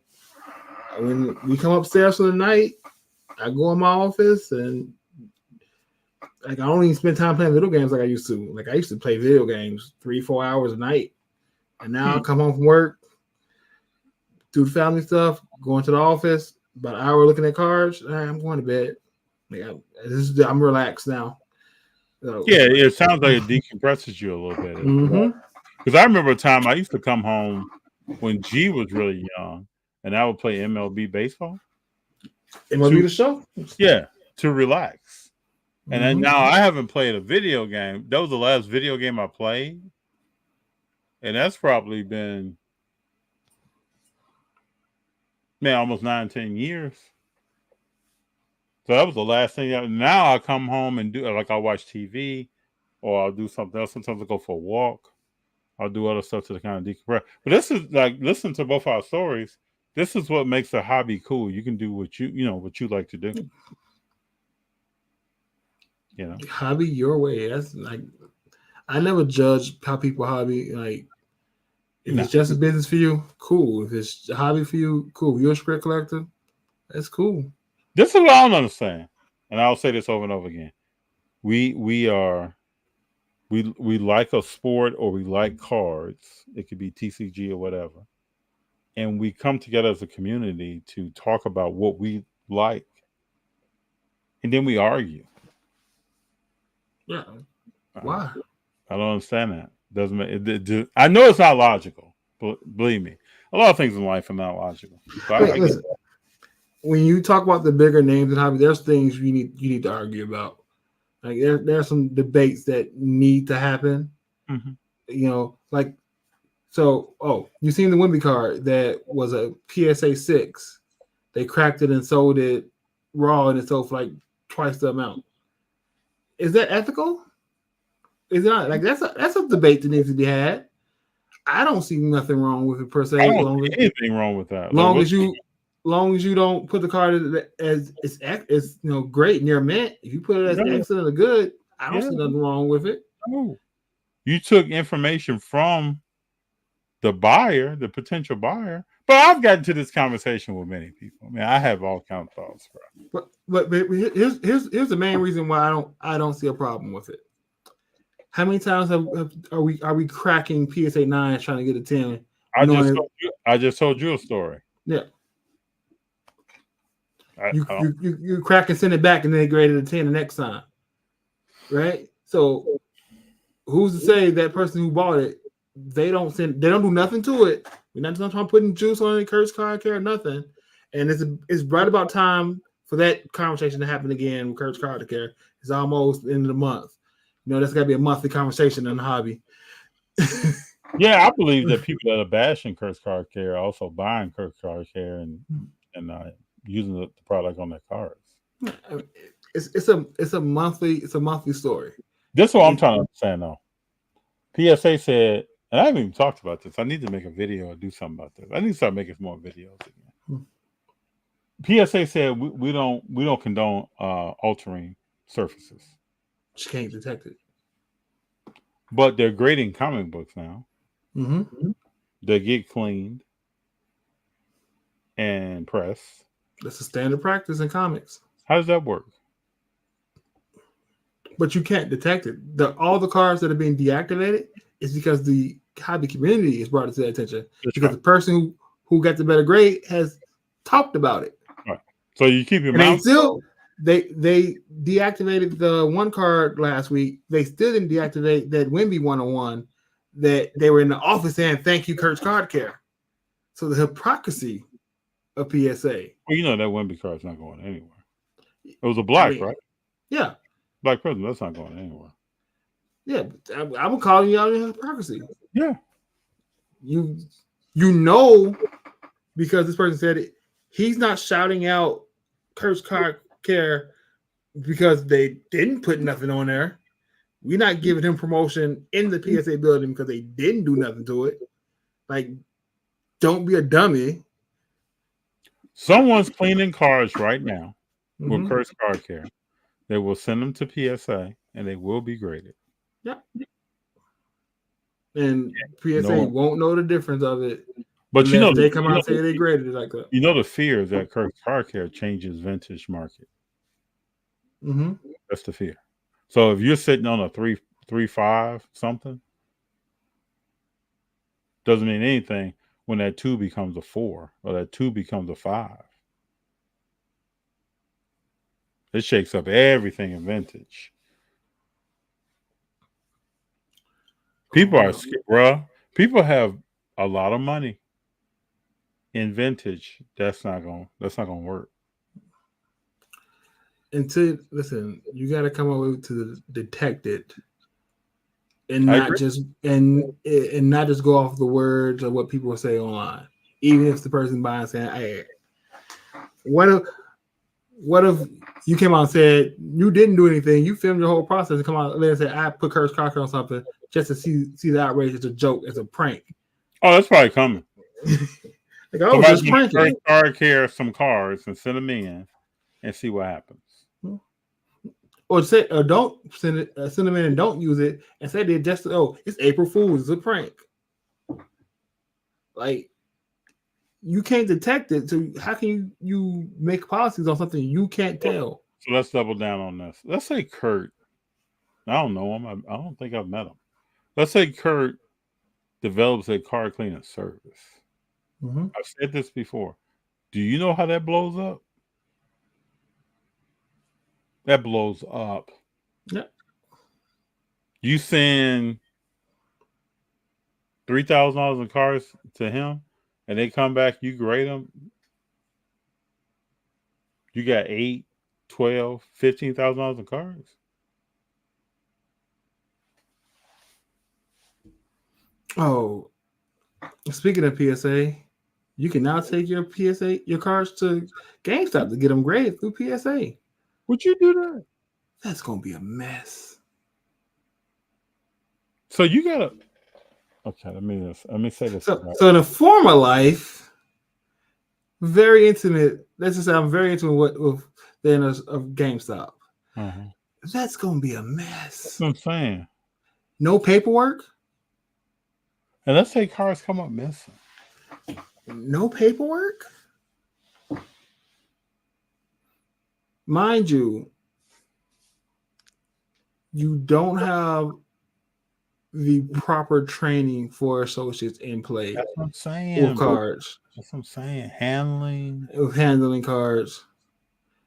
And I think it's different, right? Because we know people. We both know people that send cards to like through consignment person or Nash cards. We don't, or PC Sports Cards, DC Sports. We don't know how they handle it, but it's like I have no fear that they know how to handle it. You know what I mean? It's at least what they do. It's what they do. They're not also doing XYZ. I don't even want to. I don't want to sound a certain way. They don't do certain things. So I mean, I don't know how that. Listen, I just can't even see doing that now. I've seen new associates taking in games for trade and accidentally scratch the game, dragging it across the counter. Yeah, sometimes.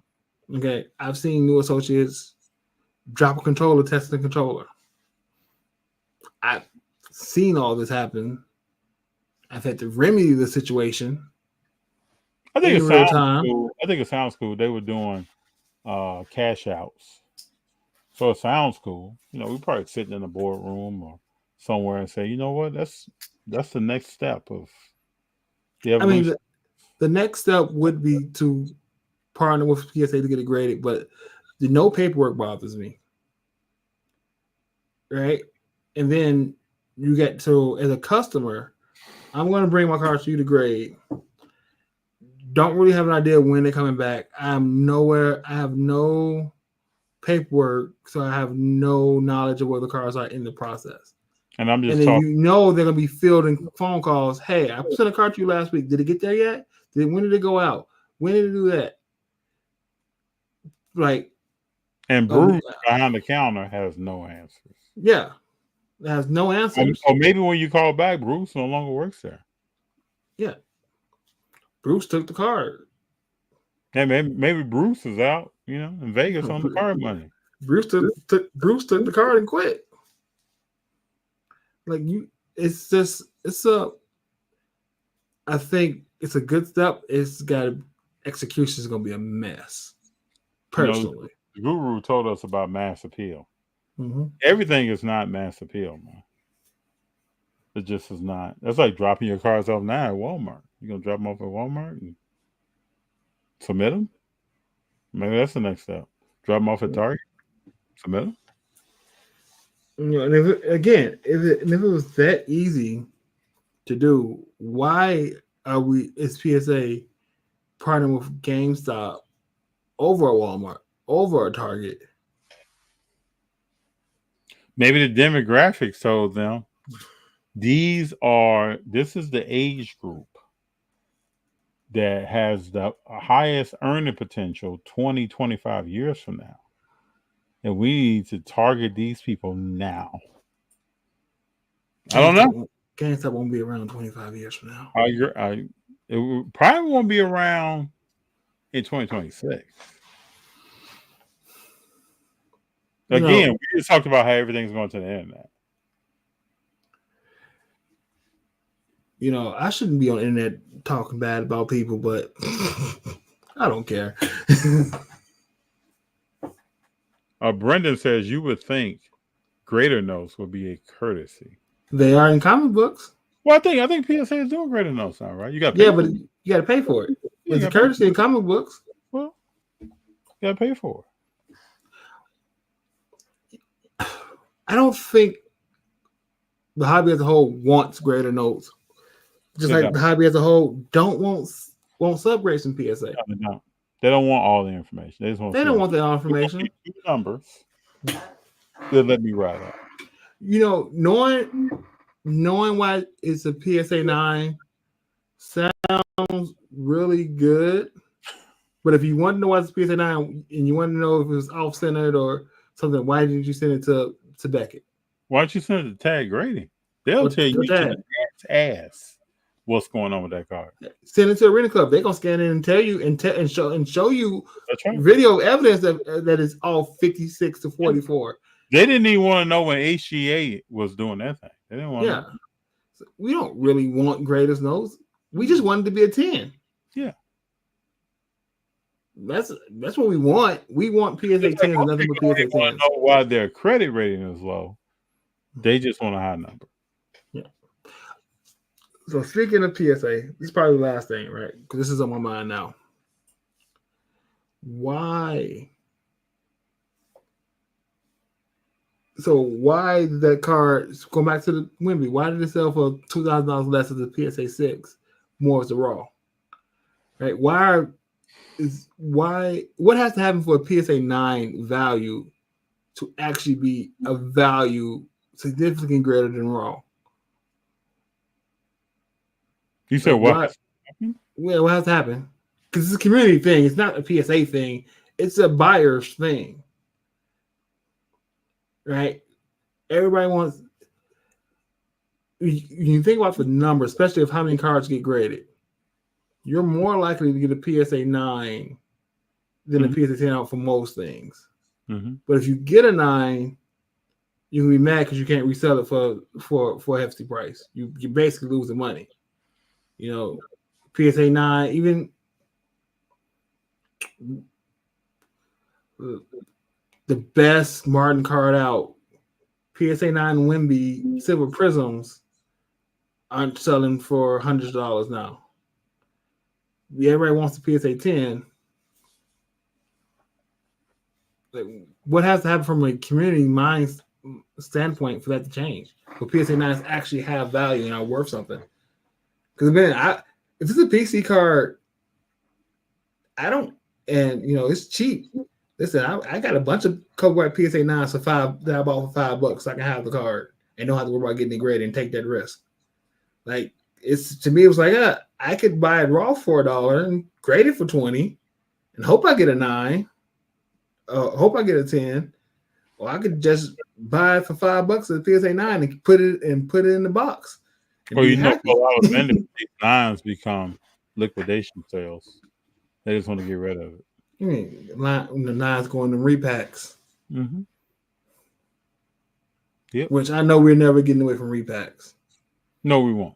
No, because the dopamine feels so good, man. Yeah, that's the. Like I walk up, I see a repack, but I'm not a gambler, bro. I just went to Vegas. That's just not my doubt. That's not my, as we say, stilo. That's not how I get down. So I can see a repack. It doesn't do anything for me. Most people in the hobby, I see them repacks and like, I can know what the chase card is or not. I'm good. I'm about to double down on this. Sometimes you go to a show You see more repacks at the table than anything. It's a repack table. Yeah, with no checklist. Yeah, so you don't know what you get. I'm just telling you what's in. Listen, some people, the people that do it right, and the people that do it wrong, do it really wrong. And they like even the games that repacks. How many PSA 8s are in these things that you buy that you're buying that are worthless? It reminds me when I was a kid, they used to do repack baseball. You remember this? Yeah. You go somewhere and you see repack baseball. It would be at Toys R Us. Mm-hmm.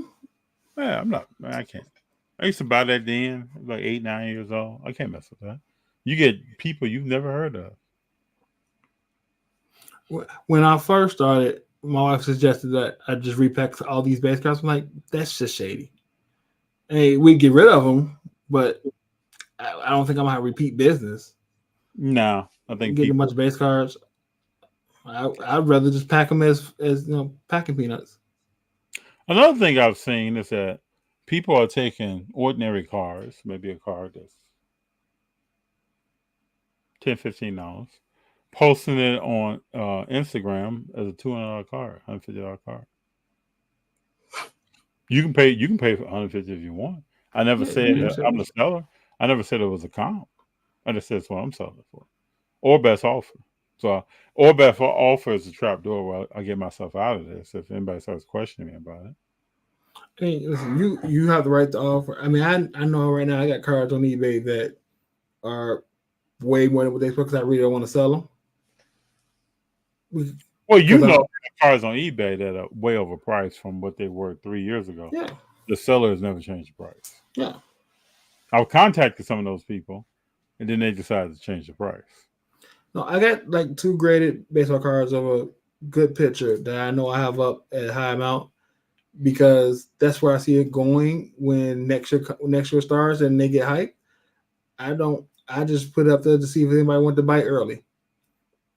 You got any schemes, man? No schemes. I mean, you really can't buy schemes long term, right? You know Tommy John's coming. Tommy John's coming. And other things are coming. But it's good schemes is hard to get into. Like I bought a base insert, graded to 10, sold about a month after the game for $80. Not a bad flip, right? Bought it for a few bucks in this pack. I think I paid $14 for like 12 cards off of whatnot. Got a bunch of the prospects. Graded for 20, sold for 80. So about $40 profit after that. Mm-hmm. But to get his actual selling stuff, you gotta spend some money. You gotta grade it, and I know the best time to buy baseball is going to be November, December, January. So I can wait. I'll pick up some more schemes, but I want, again, we talk about this all the time. Like, how do I, as a mid to low end seller, flipper, collector, get out of the $1, $2, $10 cards and into the $50, $80, $100 cards? And it's being patient. Yeah, that's what it is. And that's what a lot of people lack.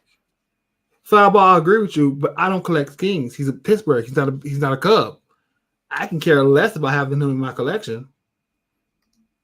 I would buy schemes so I can come back and buy and grade Kate Hortons and go back and buy some Christopher Morel, who just left, or some Kevin Alcantara that's coming up, or some Pete Crow Armstrongs. I'm only buying schemes to fund the cards that I want to keep. I'm not buying schemes to look for long-term hold because I think he's going to be the next Nolan Ryan or the next Greg Maddux, Tom Glavine, Hall of Fame pitcher. I want the guys that I like watching them play, the guys that I get excited about, that I'd rather not spend my hard-earned money on. That is the hobby. Foul Ball says, I collect cardboard, not plastic. Grading is a scam. I respect it. I hear people saying this. I respect it. I also remember early 2000s, LeBron was a rookie. people said grading wouldn't last. Just like the people said rock and roll wouldn't last. Just like people said rap wouldn't last. I think there's portions of grading that is very scamming. Oh yeah. Yeah. Like upcharges. And Well- saying this, but you're assuming that I'm going to sell this car that I may not be selling. Oh, that's cool too. But also, there's many layers you can go with that. The people that are upcharging you are also the people that are controlling the population of the car. Yep. So there are many ways you can go with that.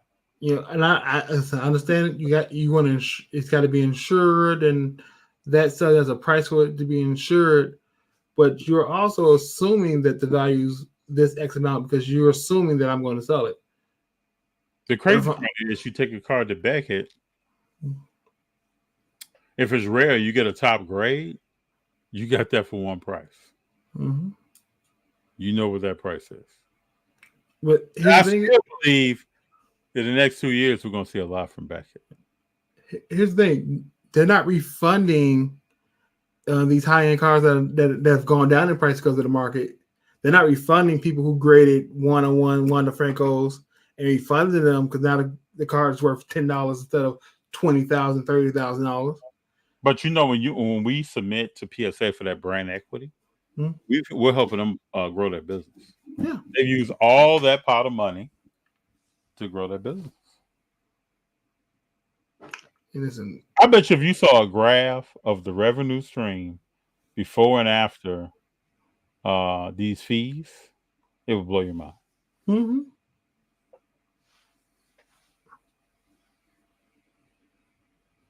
Notice this also. We're talking about grading. SGC has gotten really quiet.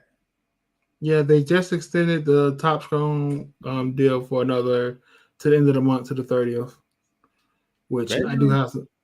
Yeah, they gotten very quiet, which I thought they would. Yeah, you can't get acquisition popping off, and you start hearing from 3-4 different people about. No, this is Turner to talk about what's going down. You're gonna see less and less of what's the gentleman's name? Pete. You're gonna see less and less of Pete, and that's by design. Has to happen. I'm not saying anything bad about Pete. We're just talking about business. Yeah, has to happen. The FedEx Kinkos. That's you don't hear Kinkos anymore. It's not gonna be FedEx Kinkos forever. Mm-hmm. So there was a time people out there. I know some of our young people are in here that we said, "Man, I'm gonna go to Kinkos and make some copies." We ain't saying that anymore. So some people don't even know what Kinkos is. Hey, it's gonna be the same way. The interesting thing is, I still Netflix used to be the Redbox. Yeah, and I remember when Netflix was dropping stuff off in the mailbox. Yep. So you had to get it from you had to order it online from the mail. And that was crazy when you got a movie that was scratched, skipping on you, and now it's delayed by the processing of mail. Then you've been waiting on this, and this is when Netflix and Chill first started.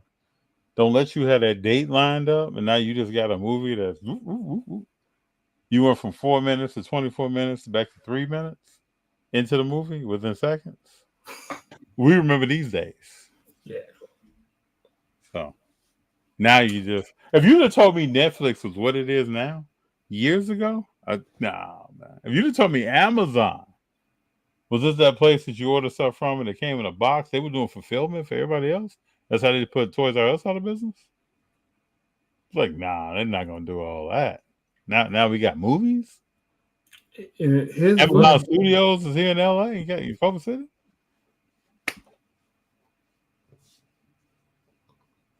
Can't tell me where things will go. Hey, if you'd have told me, I'm just a guy with a podcast, that I'd be sitting on the night with Big John chopping it up about what's going on in this world, and trying to do a podcast in a different way. I wanted to do it and never did it. Hey, listen, you tell me 50 Cent would have a movie studio back in high school, like, bro, what? Crazy. When In the Club came out, like, what? Now, if you'd have told me, we could keep going. If you'd have told me that USC would ban all money for admissions after Dr. Dre got busted, did you hear about that? No. USC banned all. You can't give a donation and get your baby into school no more. No. That's over with. Remember, Dr. Dre was trying to get his daughter up in that thing. Mm-hmm. They opened up a whole new Dr. Andre Young wing. No, that's over with, bro. Oh, did you see what happened last Saturday? What? So apparently at USC you can pay like $1,500 to run out with the football team onto the field. Oh, really? To win a game. Somebody paid it and was in full nothing but Penn State fan stuff. Penn State had Penn State shirt and everything, and ran on the field with them. 1,500. Huh? There was no rules. There was no you can't do this. You can't wear this. So they ran on the field with the USC football team wearing Penn State stuff. Interesting.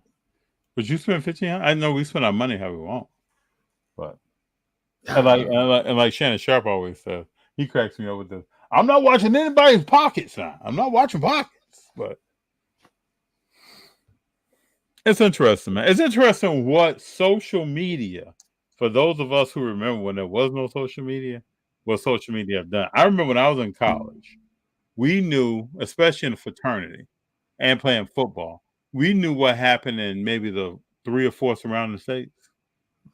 As far as something on the team, something we heard, somebody road trip to a school, they come back with stories.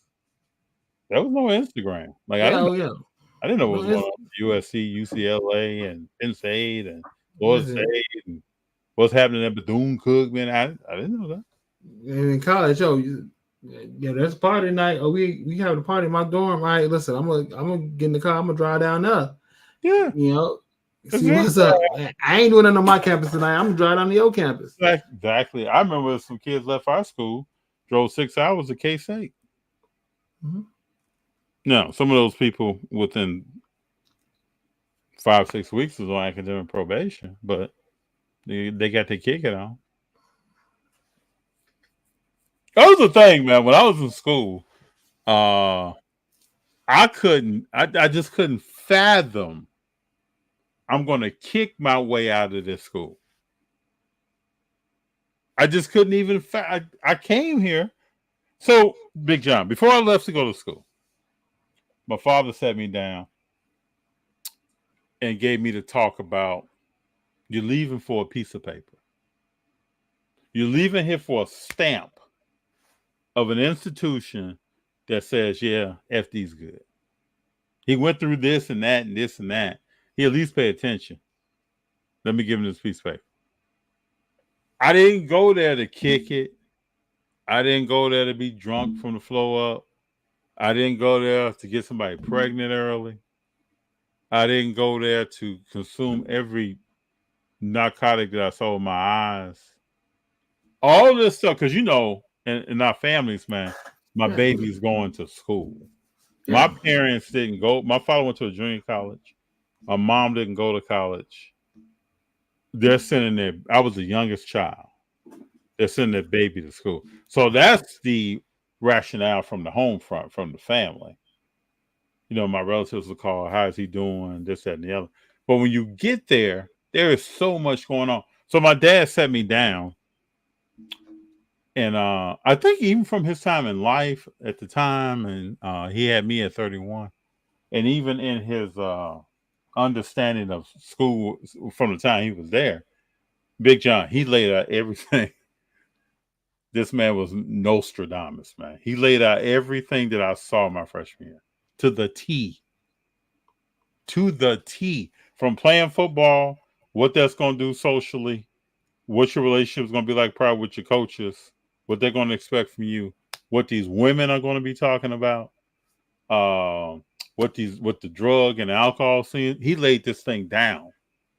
I got to school from beginning of school to Thanksgiving break. Then I came home, went back to Christmas break, holiday break. I saw everything he talked about in those 6 months.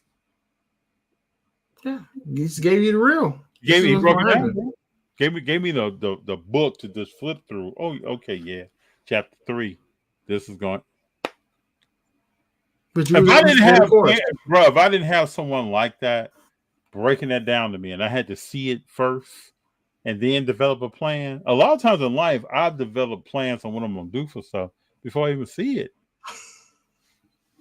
Before it's even presented to me, I already know what I'm about to do here and what I'm not about to do. And then another thing about me, I don't follow the crowd. That's another thing in the hobby. Like I don't do that in real life. Like I'm not following people around because you want to do something. That's what I'm doing. Been like that since I was like 5, 6 years old. Like I'm not doing that. My brother's 5 years older than me. He used to say all kind of stuff. Like I'm not doing anything you're talking about because you just said it. I was never like that. So that kind of stuff kept me out of a lot of stuff, man. A lot of shit stayed to the sidelines. So it's like it's not even a part of what the road that I'm on. I'm not even getting, my sophomore year, a young lady, and I'm not passing judgment on anybody. I'm just telling you about what went down around me. There was a young lady that came to school. She was pregnant, man, within 3 weeks. Mm-hmm. She was gone before we got to Halloween. She was gone. Back home, gone. But she was a very nice and naive person. Very nice. A lot of the kids, probably every school around America, had never made a decision for themselves. Had never done anything. Had never had to say no or yes to a proposition about anything in life. So when they got to school, it was like you can just see that car running into the wall. You just see it coming. Then that person's gone, they're on academic probation, or they're road tripping. Now you got to think, bro. I was in school, played ball. Then you learn about spring ball, so you're playing ball all year. All year long. And then I was in a fraternity, bro. I didn't even road trip in a fraternity. I didn't do it. A lot of that stuff I didn't do until I was about to graduate. Oh my god! My freshman year, I wanted to be in a fraternity. And then at the intake meeting, I realized that I'm too me to be in a fraternity. Mm-hmm. Because they went to talking about hazing and stuff, and I told them straight up, I have a younger brother. My younger brother hit me, I hit him back. So if you think we're gonna be brothers, yeah, and you ain't gonna hit me, and then my friends that line they like Chicago, shut up. Like, no, we can have this talk. You want to talk about hazing? I'm grown. Yeah, you should have to talk. I'm grown. You could be the biggest, baddest. I'm the one to try. Yeah, you should have to talk. This is about your self-preservation, bro. I'm like, I'm the one to try. I'm like, I'm the one to try. You come and hit me, and you think you ain't gonna get hit back. You wrong. Then the teacher, mentor of it, put me to the side. I was like, John, I don't think this is for you. Hey, let me tell you a story. So we're in school. The chapter president, I was cool with. Like, I was cool with him. I'm like, listen, I'm too me. Like, I should be you. I went to HBCU and they was like, yo, you can't wear a tank top all day.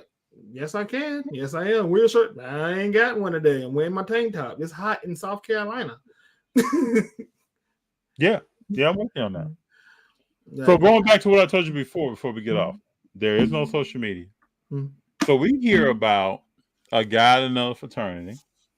This changed my whole philosophy. This is before I actually pledged join. There's a guy in another fraternity. He's at a school maybe 3-4 hours away. He's getting paddled. The paddle skips up his back, hits him in the back of the head. Mm-hmm. He immediately starts convulsing and having problems. And then they decide, as young people, not really knowing how the body works, they take him and put him in a cold tub, bathtub of ice and water in someone's house. So I guess one of these guys' apartments, which slows down his heart rate. Mm-hmm. He already has head trauma. Yep. So when I heard this, I remember the day some people were talking about this, and I was like, what happened? Knew the school, didn't know the people though, but knew what a school was and how far it was away. It changed my whole philosophy on joining something. How much control am I about to relinquish to some people? How much control am I about to keep for myself? So when we decided, 4 of us, to start pledging, I had a similar mindset as you. I vocalized that to some people that were going to be pledging us. And I kind of stayed true to that, bro. If there were, I didn't leave it to them to regulate because you also hear wild things happening, guns being pulled on people and all kinds of stuff. So I kind of had the same mindset. I'm gonna speak up, speak out, regulate what's happening to me. I used to tell people when I was in my 20s, bro, I want to see my children. I want to know who Junior is. Because I used to talk about Junior before he was here, years before he was here. Kid named Junior. And what my grandbabies are going to look like. And it's not going to be because I was in my 20s and running around and something happened to me. Not on that level. I'm not. So I was very particular about how we getting down up in there. What's going down. So we got Brendan. You can tell if D has fighter pilot modals. Oh man, come on, man. Brendan, I gotta take a picture of this, man. Hold on here. Brendan.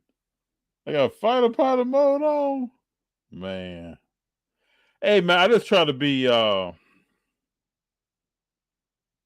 literally, I try to be true to myself and true to people around me.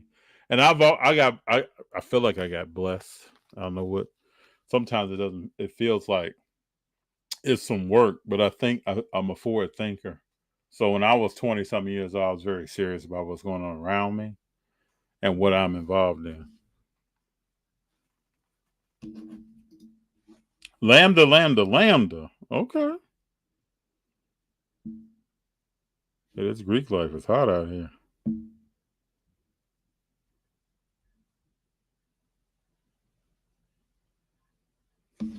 That Greek life is hot. Don't forget that thumbs up. Hey, I appreciate y'all for being here so long, riding with us. We've been here almost 3 hours. I appreciate y'all. So that gift of a site skipped a generation. Prism Monopoly WNBA. That has come. And Prism WNBA is going to be off the chain. Yeah, MySpace. I was on there, had a page. That was interesting. Did you vote for Hobby president? Brendan, tell me, what do I vote for that at? Brendan, thank you very much, man. I always appreciate your support and you being here. There are several people, you're one of them, several people I think of. They always gives me the energy and the confidence and the willingness and the want to come out and spend time.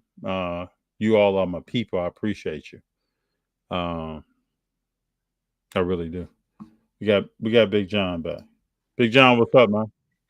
Wow, I think my internet went out. Oh, don't worry about it. Don't worry about it. I was just thanking people for being here. We've been on for a while tonight, man. I appreciate you making the time, bro. I appreciate it, man. Yeah, we got to finish that story another time. Yeah, I always appreciate your time and having you here. Yeah, we can finish the story another time. It's all good. You know, I got stories to tell. I try in these these podcasts now to tell more stories because there are stories to tell. From you know, when you get in your 40s, man, you look back, you like, damn, you can almost write a book of some of the stuff you've been through, some of the stuff you've seen. But bro, I will tell you, what's up? On the interest meeting, they were surprised how much of their history that I knew was able to regurgitate to them that they didn't know. I already know that about it. I went down the same road, bro. When I walked in to Omega, I knew so much. I read so much, and I was saying certain things that people were just looking at me. And I remember my roommate at the time was an alpha, and he tried to get me to go to an informational, which I went to, and he had told all these people in an informational that I want to be an alpha. And then it became a thing when I was like in the middle of the information. They going down the line on people and they asked me, do I want to be an alpha? I was like, nah, I never said that. I was actually coming here to see what y'all was talking about. I never said I wanted to be an alpha. I like to do my thing, man. Like I said, I don't follow folks because I live with this guy in the dorm room. Doesn't mean it's going to shape the whole scope of my life in the future. You know, I'm going to kind of do my thing. All right. So get ready to go to bed. Man, tell your family I said what's up. Appreciate y'all, bro. You have a great night, my man. You have a good night, fam. You tell the family I said hi. All right, brother. All right. Bye. Everybody keep rolling out there. Enjoy your holidays that are coming up. Kiss your babies. Spend time with your families, right? Keep rolling.